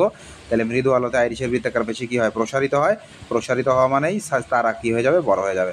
তাহলে চোখে তীব্র আলো পড়লে এই উদ্দীপনা ক্রিয়া খুবই আকস্মিকভাবে ঘটে। এখন হঠাৎ করে কারো চোখে যদি তুমি লাইট মারো, দেখবা যে সে চোখ বন্ধ করে ফেলছে। কারণ কি, এটার কারণ কি, যে চোখে তীব্র আলো পড়লে এই উদ্দীপনার প্রতিক্রিয়া আকস্মিকভাবে স্বয়ংক্রিয়ভাবে ঘটে, আমরা আমাদের ইচ্ছা মতো এটা চালাইতে পারি না, অটোমেটিক ঘটে যায়। তাইলে আকস্মিকভাবে স্বয়ংক্রিয়ভাবে ঘটে, এই জন্য এটার প্রতিক্রিয়া হিসেবে চোখ তৎক্ষণাৎ কী হয়ে যায়, বন্ধ হয়ে যায়। তাইলে এটা একটা ঘটনা গেল, চোখে লাইট মারলে কী কী ঘটনা ঘটবে। এখন আমরা দেখি যে ক্লাসে মনে করো যে তোমার অদম্য পাঠশালায় আসছো, স্যার বই দেখে দেখে তোমাকে পড়াচ্ছে এবং তুমি ওই নোট খাতায় লিখতেছো। তাহলে এই ঘটনাটা কিভাবে ঘটে? তাইলে শিক্ষক বই দেখে শিক্ষার্থীদের পাঠদান করছেন, শিক্ষার্থী শুনতেছে। তাইলে প্রথমে শিক্ষক কি বই দেখতেছে, তারপরে পাঠদান করছেন মানে বলতেছে, তারপরে শিক্ষার্থী কী করতেছে, শুনতেছে, তারপরে কী করতেছে, লিখতেছে। তাহলে 4টা কাজ হয় দেখো। তাহলে এটা যদি বুঝো, দুনিয়ায় আর কোনো প্রতিক্রিয়া নিয়ে তোমার কোনো কনফিউশন থাকবে না। তাহলে শিক্ষক বই দেখতেছে, প্রথমে দেখবে। তাহলে দেখার ঘটনাটা কীভাবে ঘটে, শিক্ষক বই কীভাবে দেখে, এইটা আমাদের প্রথমে বুঝতে হবে। খুবই সহজ, দেখো তোমাদের আগে যে বেসিক হয়ে গেছে, এই বেসিক থেকে এখন তোমরা এমনিই পারবা। তারপরে কথা সে কীভাবে বলবে, শিক্ষার্থী কীভাবে শুনবে, শিক্ষার্থী কীভাবে লিখবে, এই ঘটনাগুলো। তাহলে প্রথমে আমরা চলে আসি, এক একটা এক এক কালার দিয়ে এক এক অংশ পড়ি আমরা। এখানে আজ্ঞাবাহী কথাটা হবে না, কেটে দিও। তাইলে আমরা চলে আসি, বই শিক্ষক কখন দেখে। আমরা জানি যে আমাদের কোনো বস্তুর ওপর আলো পড়ে সেই আলোটা প্রতিফলিত হয়ে আমাদের চোখে আসলে আমরা সেটা দেখতে পাই। এটা বেসিক, এটা সাধারণ জনগণও অনেকেই জানে, আর তোমরা তো সায়েন্সের স্টুডেন্ট, এটা জানার কথা। তাইলে আমরা কোনো জিনিস কিভাবে দেখি, মনে করো তুমি একটা বই দেখতেছো, তাইলে সেই বইয়ের উপর কী হবে, প্রথমে আলো পড়বে। সেই আলোটা কোথায় যাবে, তোমার চোখে যাবে। তোমার চোখে গেলে, প্রতিফলিত হয়ে গেলে তখন তুমি সেটা কী করতে পারবা, দেখতে পারবা। তাইলে আলো না থাকলে, অন্ধকারে তুমি কিছু দেখতে পাও না কেন, কোনো বস্তুর ওপর তখন আলো পড়ে না, কোনো আলো তোমার চোখে প্রতিফলিত হয় না, তুমি কিছু দেখতে পাও না। ঠিক আছে, এটা হচ্ছে দেখার বেসিক। তাইলে দেখো, আজ্ঞাবাহী কথাটা হবে না বললাম, এটা কেটে নিও। তাইলে বইয়ে প্রতিফলিত আলো শিক্ষকের চোখের রেটিনায় অবস্থিত, আগেরটার মতোই দেখো, রেটিনায় যাবে। তাহলে আলো পড়লো, বই থেকে তো আলোই যাবে, আলটিমেটলি আলোরই ঘটনা দেখার ক্ষেত্রে। তাহলে আলো কোথায় গেল, চোখের রেটিনায় গেল, আগেরটার মতোই। রেটিনা থেকে কার মাধ্যমে যাবে, অনুভূতিবাহী স্নায়ুর মাধ্যমে। অনুভূতিবাহী স্নায়ুর কোথায় প্রবেশ করবে, ডেনড্রাইটে প্রবেশ করবে। সেখানে ওই ডেনড্রাইট দিয়ে কোথায় যাবে, মস্তিষ্কে যাবে। তাহলে স্নায়ু রেটিনা থেকে অনুভূতিবাহী স্নায়ুর মাধ্যমে কোথায় যায়, মস্তিষ্কে যাবে। তাহলে মস্তিষ্কের একটা জায়গা আছে যেটা আমাদের দেখতে সাহায্য করে, সেই জায়গাটার নাম দৃষ্টি কেন্দ্র, ভিজুয়াল সেন্টার, ভিশন সেন্টার। তাইলে এই দৃষ্টিকেন্দ্র সম্পর্কে আমাদের একটা এক্সট্রা নোট জেনে রাখবো, যে এই আমাদের ব্রেইন যে আছে, একটু মনে রাখো, আমাদের ব্রেন যে আছে, এটা মনে করো ব্রেন যদি হয় আমাদের, এই ব্রেনের বিভিন্ন এরিয়াকে 1, 2, 3 এরকম ফাংশন অনুযায়ী অসংখ্য নাম্বারে ভাগ করছে একটা বিজ্ঞানী, যার নাম হচ্ছে ব্রডম্যান, BRODMANN। তাইলে এই ব্রডম্যান নামের একজন বিজ্ঞানী আমাদের মস্তিষ্কের কাজ অনুযায়ী মস্তিষ্ককে 1, 2, 3 এইভাবে অসংখ্য 40, 41, 42 বিভিন্ন নাম্বারে ভাগ করছে। তাহলে এই ভাগ অনুযায়ী এই মস্তিষ্কের এই নাম্বারগুলোকে বলা হয় ব্রডম্যান এরিয়া নাম্বার বা ব্রডম্যান নাম্বার। তাহলে মস্তিষ্কের যে অংশটা আমাদের দেখতে সাহায্য করে, তার মানে মস্তিষ্কের যে অংশটা আমাদের দৃষ্টি কেন্দ্র হিসেবে কাজ করে, তার নাম্বার হচ্ছে 17। মনে রাখবো, আমাদের 2টা নাম্বার মনে রাখবো, দেখার আর শোনার। তাহলে দেখার জন্য 17 মনে রাখবা। তাহলে দৃষ্টি কেন্দ্রের ব্রডম্যান নাম্বার কত, আমাদের 17, MCQ এর জন্য। যদিও তোমাদের বইয়ে এটা নাই, এটা জেনে রাখো, দরকার আছে। তাইলে কি ঘটনা ঘটলো, দেখো বইয়ের প্রতিফলিত আলো রেটিনায় গেল, রেটিনা থেকে অনুভূতিবাহী স্নায়ুর মাধ্যমে মস্তিষ্কে গেল, এটুকুই তো ঘটনা আলটিমেটলি। মস্তিষ্কের কোথায়, দৃষ্টিকেন্দ্রে। মস্তিষ্কর দৃষ্টিকেন্দ্র এই স্নায়ু ধারণা নিয়ে এখন কি করবে, তার চিন্তা কেন্দ্র এবং স্মৃতি কেন্দ্র। চিন্তা কেন্দ্র সে চিন্তা করবে, এবং স্মৃতি কেন্দ্রে সে আগের মেমোরির সাথে, আগের স্মৃতির সাথে তুলনা করবে, যে এই ঘটনা আমার সাথে এর আগেও ঘটছে কিনা, তুলনা করবে, করে বিশ্লেষণ করে সেই অনুযায়ী তখন যে দেখবে যে এই ঘটনা আমার সাথে তো এর আগেও ঘটছে, সে বইয়ের দিকে তাকায়, সে পড়তে চাচ্ছে পড়ার জন্য, তখন মস্তিষ্ক কি ডিসিশন দিবে যে ঠিক আছে তাহলে তুমি এখন কথা বলো। তখন তাইলে মস্তিষ্কের এই স্নায়ু ধারণা চিন্তা কেন্দ্র এবং স্মৃতি কেন্দ্রের সহায়তায়, কার কার সহায়তায়, চিন্তা কেন্দ্র এবং স্মৃতি কেন্দ্রের সহায়তায় বিশ্লেষণ করে। তাহলে মস্তিষ্ক বিশ্লেষণ করে কার কার সহায়তায়, চিন্তা কেন্দ্র, স্মৃতি কেন্দ্রের সহায়তায়। বিশ্লেষণ করে সিদ্ধান্ত নেয় কি, কথা বলানোর সিদ্ধান্ত নেয়। কি সিদ্ধান্ত নেয়, কথা বলানোর সিদ্ধান্ত নেয়। তাহলে কথা বলার সিদ্ধান্ত অথবা হুকুম গ্রহণ করে। তাহলে এই হুকুম কিসের মাধ্যমে, এখন কথা বলতে হইলে এই হুকুম কই আসতে হবে, আমার মুখ নড়াচড়া না করলে কি কথা হবে। তাহলে মুখে যে আমার পেশি আছে, ঐচ্ছিক পেশি, আমার ইচ্ছা অনুযায়ী তো আমি কথা বলি, তার মানে মুখে কথা বলার জন্য যে পেশি, সেগুলো কী ধরনের পেশি, ঐচ্ছিক পেশি, আমার ইচ্ছা অনুযায়ী আমি কথা বলি, তাই না। এই জন্য এই পেশিগুলো ঐচ্ছিক পেশি। তাইলে মস্তিষ্ক যে কথা বলানোর সিদ্ধান্ত নিল, এই সিদ্ধান্ত মানে কি অর্ডার, তাহলে অর্ডার আসে কার মাধ্যমে? আজ্ঞাবাহী স্নায়ুর মাধ্যমে। কোথায় আসবে? তাইলে মুখের ঐচ্ছিক পেশিতে আসবে। তাইলে এই সিদ্ধান্ত অনুযায়ী মস্তিষ্ক আজ্ঞাবাহী স্নায়ুর মাধ্যমে কার্যকর অঙ্গ মুখের ঐচ্ছিক পেশিকে কথা বলানোর নির্দেশ দেয়। তখন নির্দেশনা অনুযায়ী ঐচ্ছিক পেশিগুলা, তাহলে পেশিতে যদি কোনো নির্দেশনা আসে বা তার স্নায়ু উদ্দীপনা বা স্নায়ু তাড়না আসে, তখন সে কী হয় আমরা জানি? সংকুচিত হয়। তাহলে এই ঐচ্ছিক পেশিগুলো সংকুচিত প্রসারণের মাধ্যমে সাড়া দেয়। তার মানে আমাদের মুখের পেশিগুলো যখন নড়াচড়া করে তখনই কি আমরা কথা বলতে পারি। তাইলে যে শিক্ষকের নড়াচড়া যখন করতেছে মুখের পেশি, তখন শিক্ষকের কথা হচ্ছে। তাহলে শিক্ষকের কথা বলার সাথে সংশ্লিষ্ট ঐচ্ছিক পেশিগুলো এখানে কি হিসেবে কাজ করতেছে? প্রধান সারা অঙ্গ হিসেবে কাজ করতেছে এবং শিক্ষক কথা বলতেছে। তাহলে শিক্ষক বই দেখে কথা বললো, এখনও কিন্তু তোমার শোনার জায়গায় যায় নাই, তুমি শুনোই নাই এখনও। শোনার বিশ্লেষণটা আমরা আসবে, আগে দেখার বিশ্লেষণটা আমরা আরেকবার পরে রিভিশন দিয়ে দিই। তাইলে দেখো, প্রথমে আমাদের বইয়ে আলো পড়লো, আলো আমাদের রেটিনায় গেল, রেটিনায় তাড়না সৃষ্টি করলো অনুভূতিবাহী স্নায়ুর ডেনড্রাইটে। তাহলে অনুভূতিবাহী স্নায়ুর ডেনড্রাইটে স্নায়ু তাড়নার সৃষ্টি করে। তাহলে এই স্নায়ু তাড়না রেটিনা থেকে ওই অনুভূতিবাহী স্নায়ুর মাধ্যমে কোথায় যায়?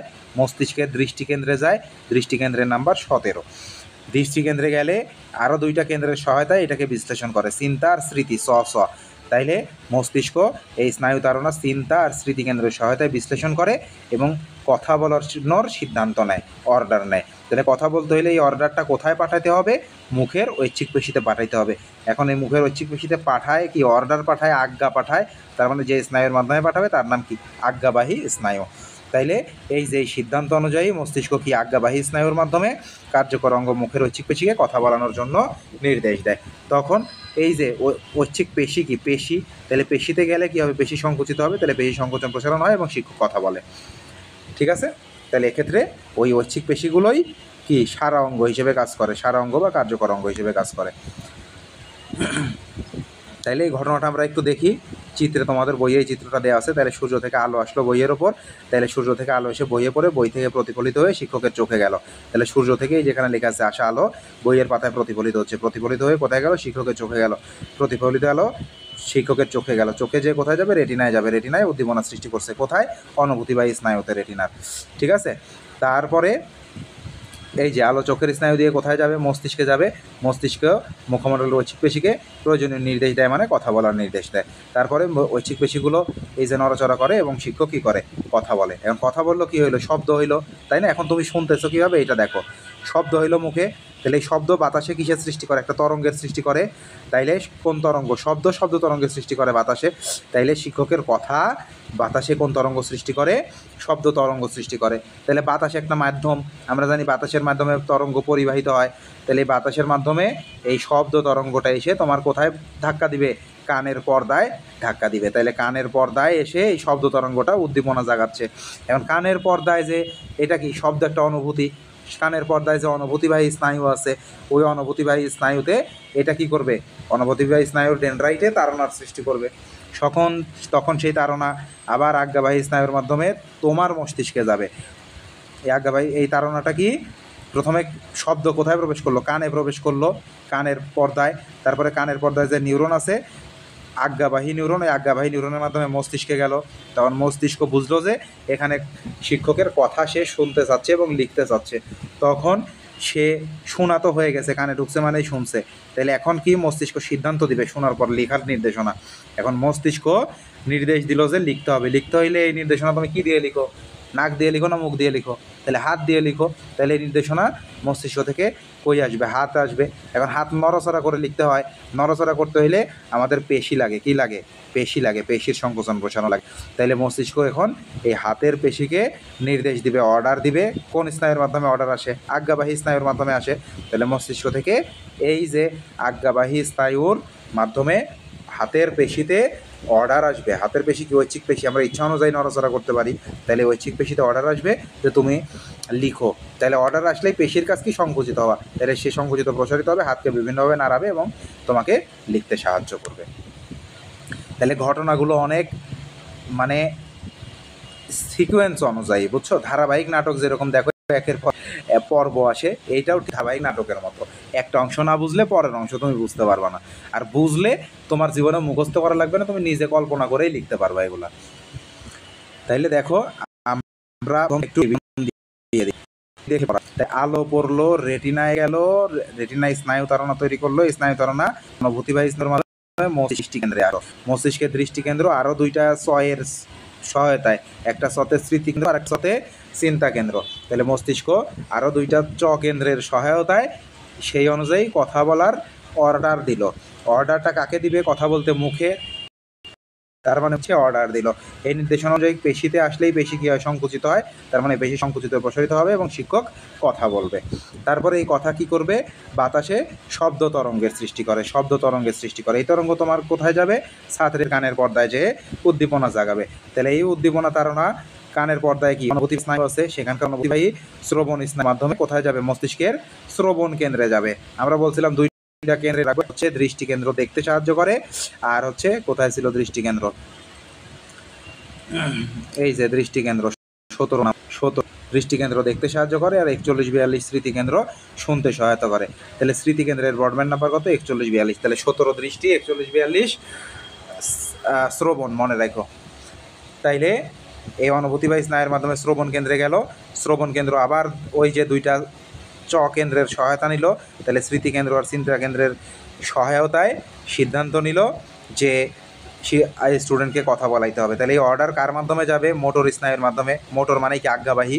তাহলে আজ্ঞাবাহী স্নায়ুর মাধ্যমে ছাত্রের হাতের ঐচ্ছিক পেশিতে আসলো লিখা দেখে, তখন মস্তিষ্কের নির্দেশে সাড়া দিয়ে হাতের পেশি কি হইলো? হাতের পেশি মূলত সংকুচিত প্রসারিত হয়ে প্রসারিত হয়ে লিখতে থাকে।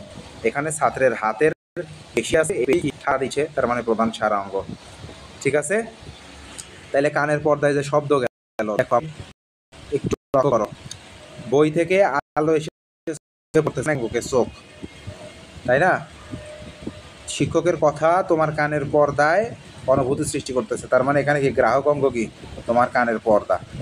ঠিক আছে? তাইলে এই গেল হচ্ছে আমাদের উদাহরণ।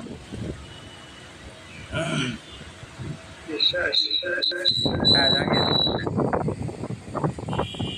হ্যালো,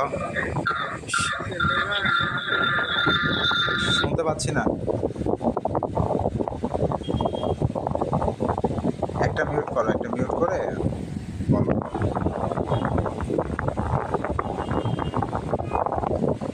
কি বলতেছিলা? হ্যাঁ, তাহলে ক্লোজ করে দিচ্ছি। ঠিক আছে, আচ্ছা, তার আর 5 মিনিট লাগবে, আমরা একটু শেষ করে দিই। প্রতিবর্তী ক্রিয়ার পড়াবো, তাইলে পড়া বাকি, এখন প্রচুর পড়া বাকি। আচ্ছা, যতটুকু পড়াইছি এতটুকু রিভিশন দিয়ে দিই প্রথম থেকে। হ্যাঁ, মনোযোগী হও সবাই।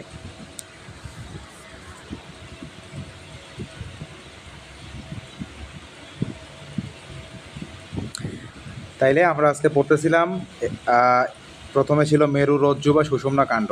এইটা কোন ছিদ্র দিয়ে বের হয়? মাথার খুলির ফোরামেন ম্যাগনাম দিয়ে। কত দূর পর্যন্ত বিস্তৃত থাকে? কটি দেশীয় কশেরুকা, মানে কোমরের মেরুদণ্ডের হাড় পর্যন্ত। তাইলে এটা কি একটা স্নায়ু গুচ্ছ। তারপরে আমরা চলে আসি যে এটা কোথায় সুরক্ষিত থাকে? মেরুদণ্ডের কশেরুকার ভেতরের ছিদ্র পথে সুরক্ষিত থাকে। এইটার হোয়াইট ম্যাটার গ্রে ম্যাটার কীভাবে থাকে? এইটার বাইরে সাদা থাকে, ভেতরে গ্রে থাকে। তাইলে এই যে মেরুদণ্ডের হাড়গুলো আছে, এই কশেরুকার মধ্যবর্তী হাড়ের মধ্যবর্তী ছিদ্র দিয়ে, মানে পার্শ্ববর্তী ছিদ্র, এগুলো আসলে যে 31 জোড়া সুষুম্না স্নায়ু বা মেরুজ স্নায়ু বের হয়। তাইলে এই সংখ্যাটা মনে রাখবে, 31 জোড়া সুষুম্না স্নায়ু। আর ক্রেনিয়াল নার্ভ কত জোড়া ছিল?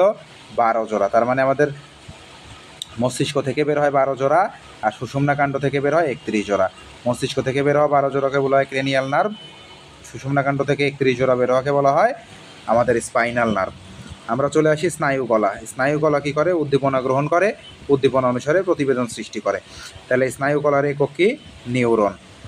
তাইলে নিউরন কাকে বলে? স্নায়ুতন্ত্রের গাঠনিক কক্ষে নিউরন বলে। তাইলে প্রতিটি নিউরনের কয়টা অংশ আছে? 2টা, কোষ দেহ এবং প্রলম্বিত অংশ। তাইলে আমরা চিত্রটা থেকে নিউরনটা টোটাল কভার দিয়ে, তাইলে এই হচ্ছে আমাদের চিত্র। তাইলে নিউরনের এই অংশটুকুকে বলতেছে কোষ দেহ, আর এগুলা এগুলা এগুলা এগুলা এবং নিচের দিকে এটাকে বলা লোহিত অংশ। কোষ দেহের ভেতরে কি কি থাকে? আমাদের থাকে হচ্ছে প্রথমে কি প্লাজমা মেমব্রেন, তারপরে থাকে সাইটোপ্লাজম, তারপরে থাকে নিউক্লিয়াস, পিসিএন। তাহলে পিসিএন এর সমন্বয়ে কোষ দেহ গঠিত। আর প্রলম্বিত অংশের মধ্যে দুই ধরনের জিনিস আছে, এগুলোকে বলা হয় ডেনড্রন আর এগুলোকে বলা হয় অ্যাক্সন। অ্যাক্সন আর উপরে যেগুলো আছে সব ডেনড্রন। ডেনড্রনের আরও ছোট ছোট যে শাখাগুলো আছে এগুলোকে বলা হয় কি ডেনড্রাইট। আর অ্যাক্সনের শেষে যে ছোট ছোট শাখা প্রশাখা আছে এগুলোকে বলা হয় কি অ্যাক্সন প্রান্ত। কি বলা হয়? অ্যাক্সন প্রান্ত। এখানে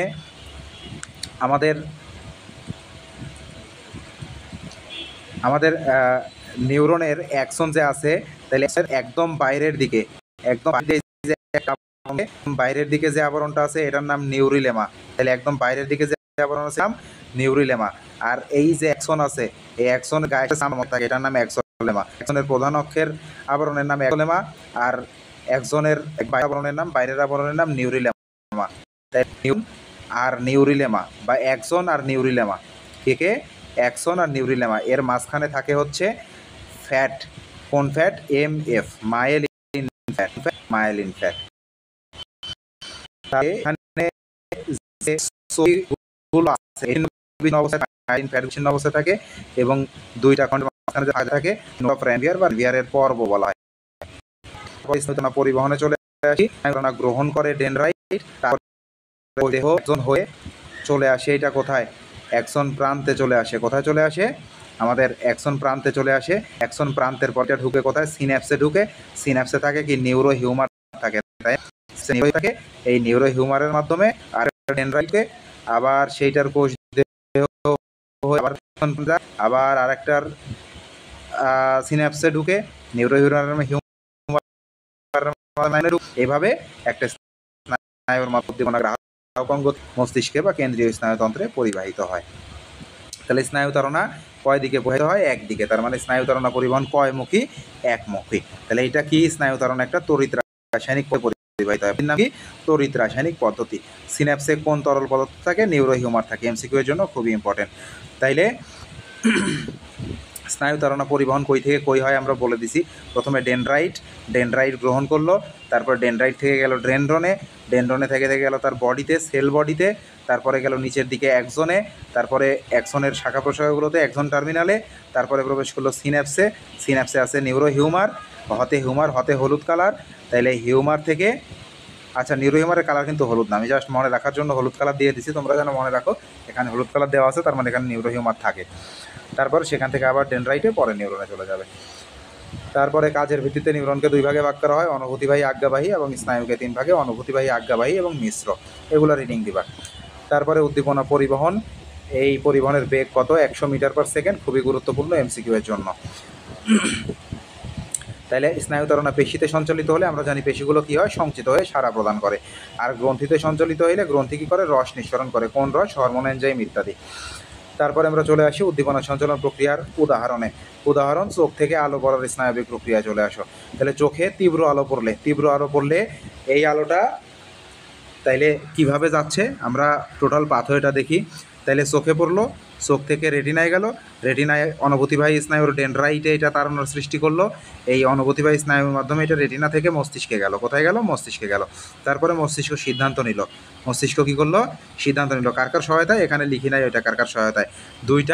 দুইটা কিসের সহায়তায়? চয়ের সহায়তায়। একটা চতে স্মৃতিকেন্দ্র আর একটা চতে চিন্তা কেন্দ্র। তাহলে মস্তিষ্ক চিন্তা এবং স্মৃতিকেন্দ্রের সহায়তায় সিদ্ধান্ত গ্রহণ করে।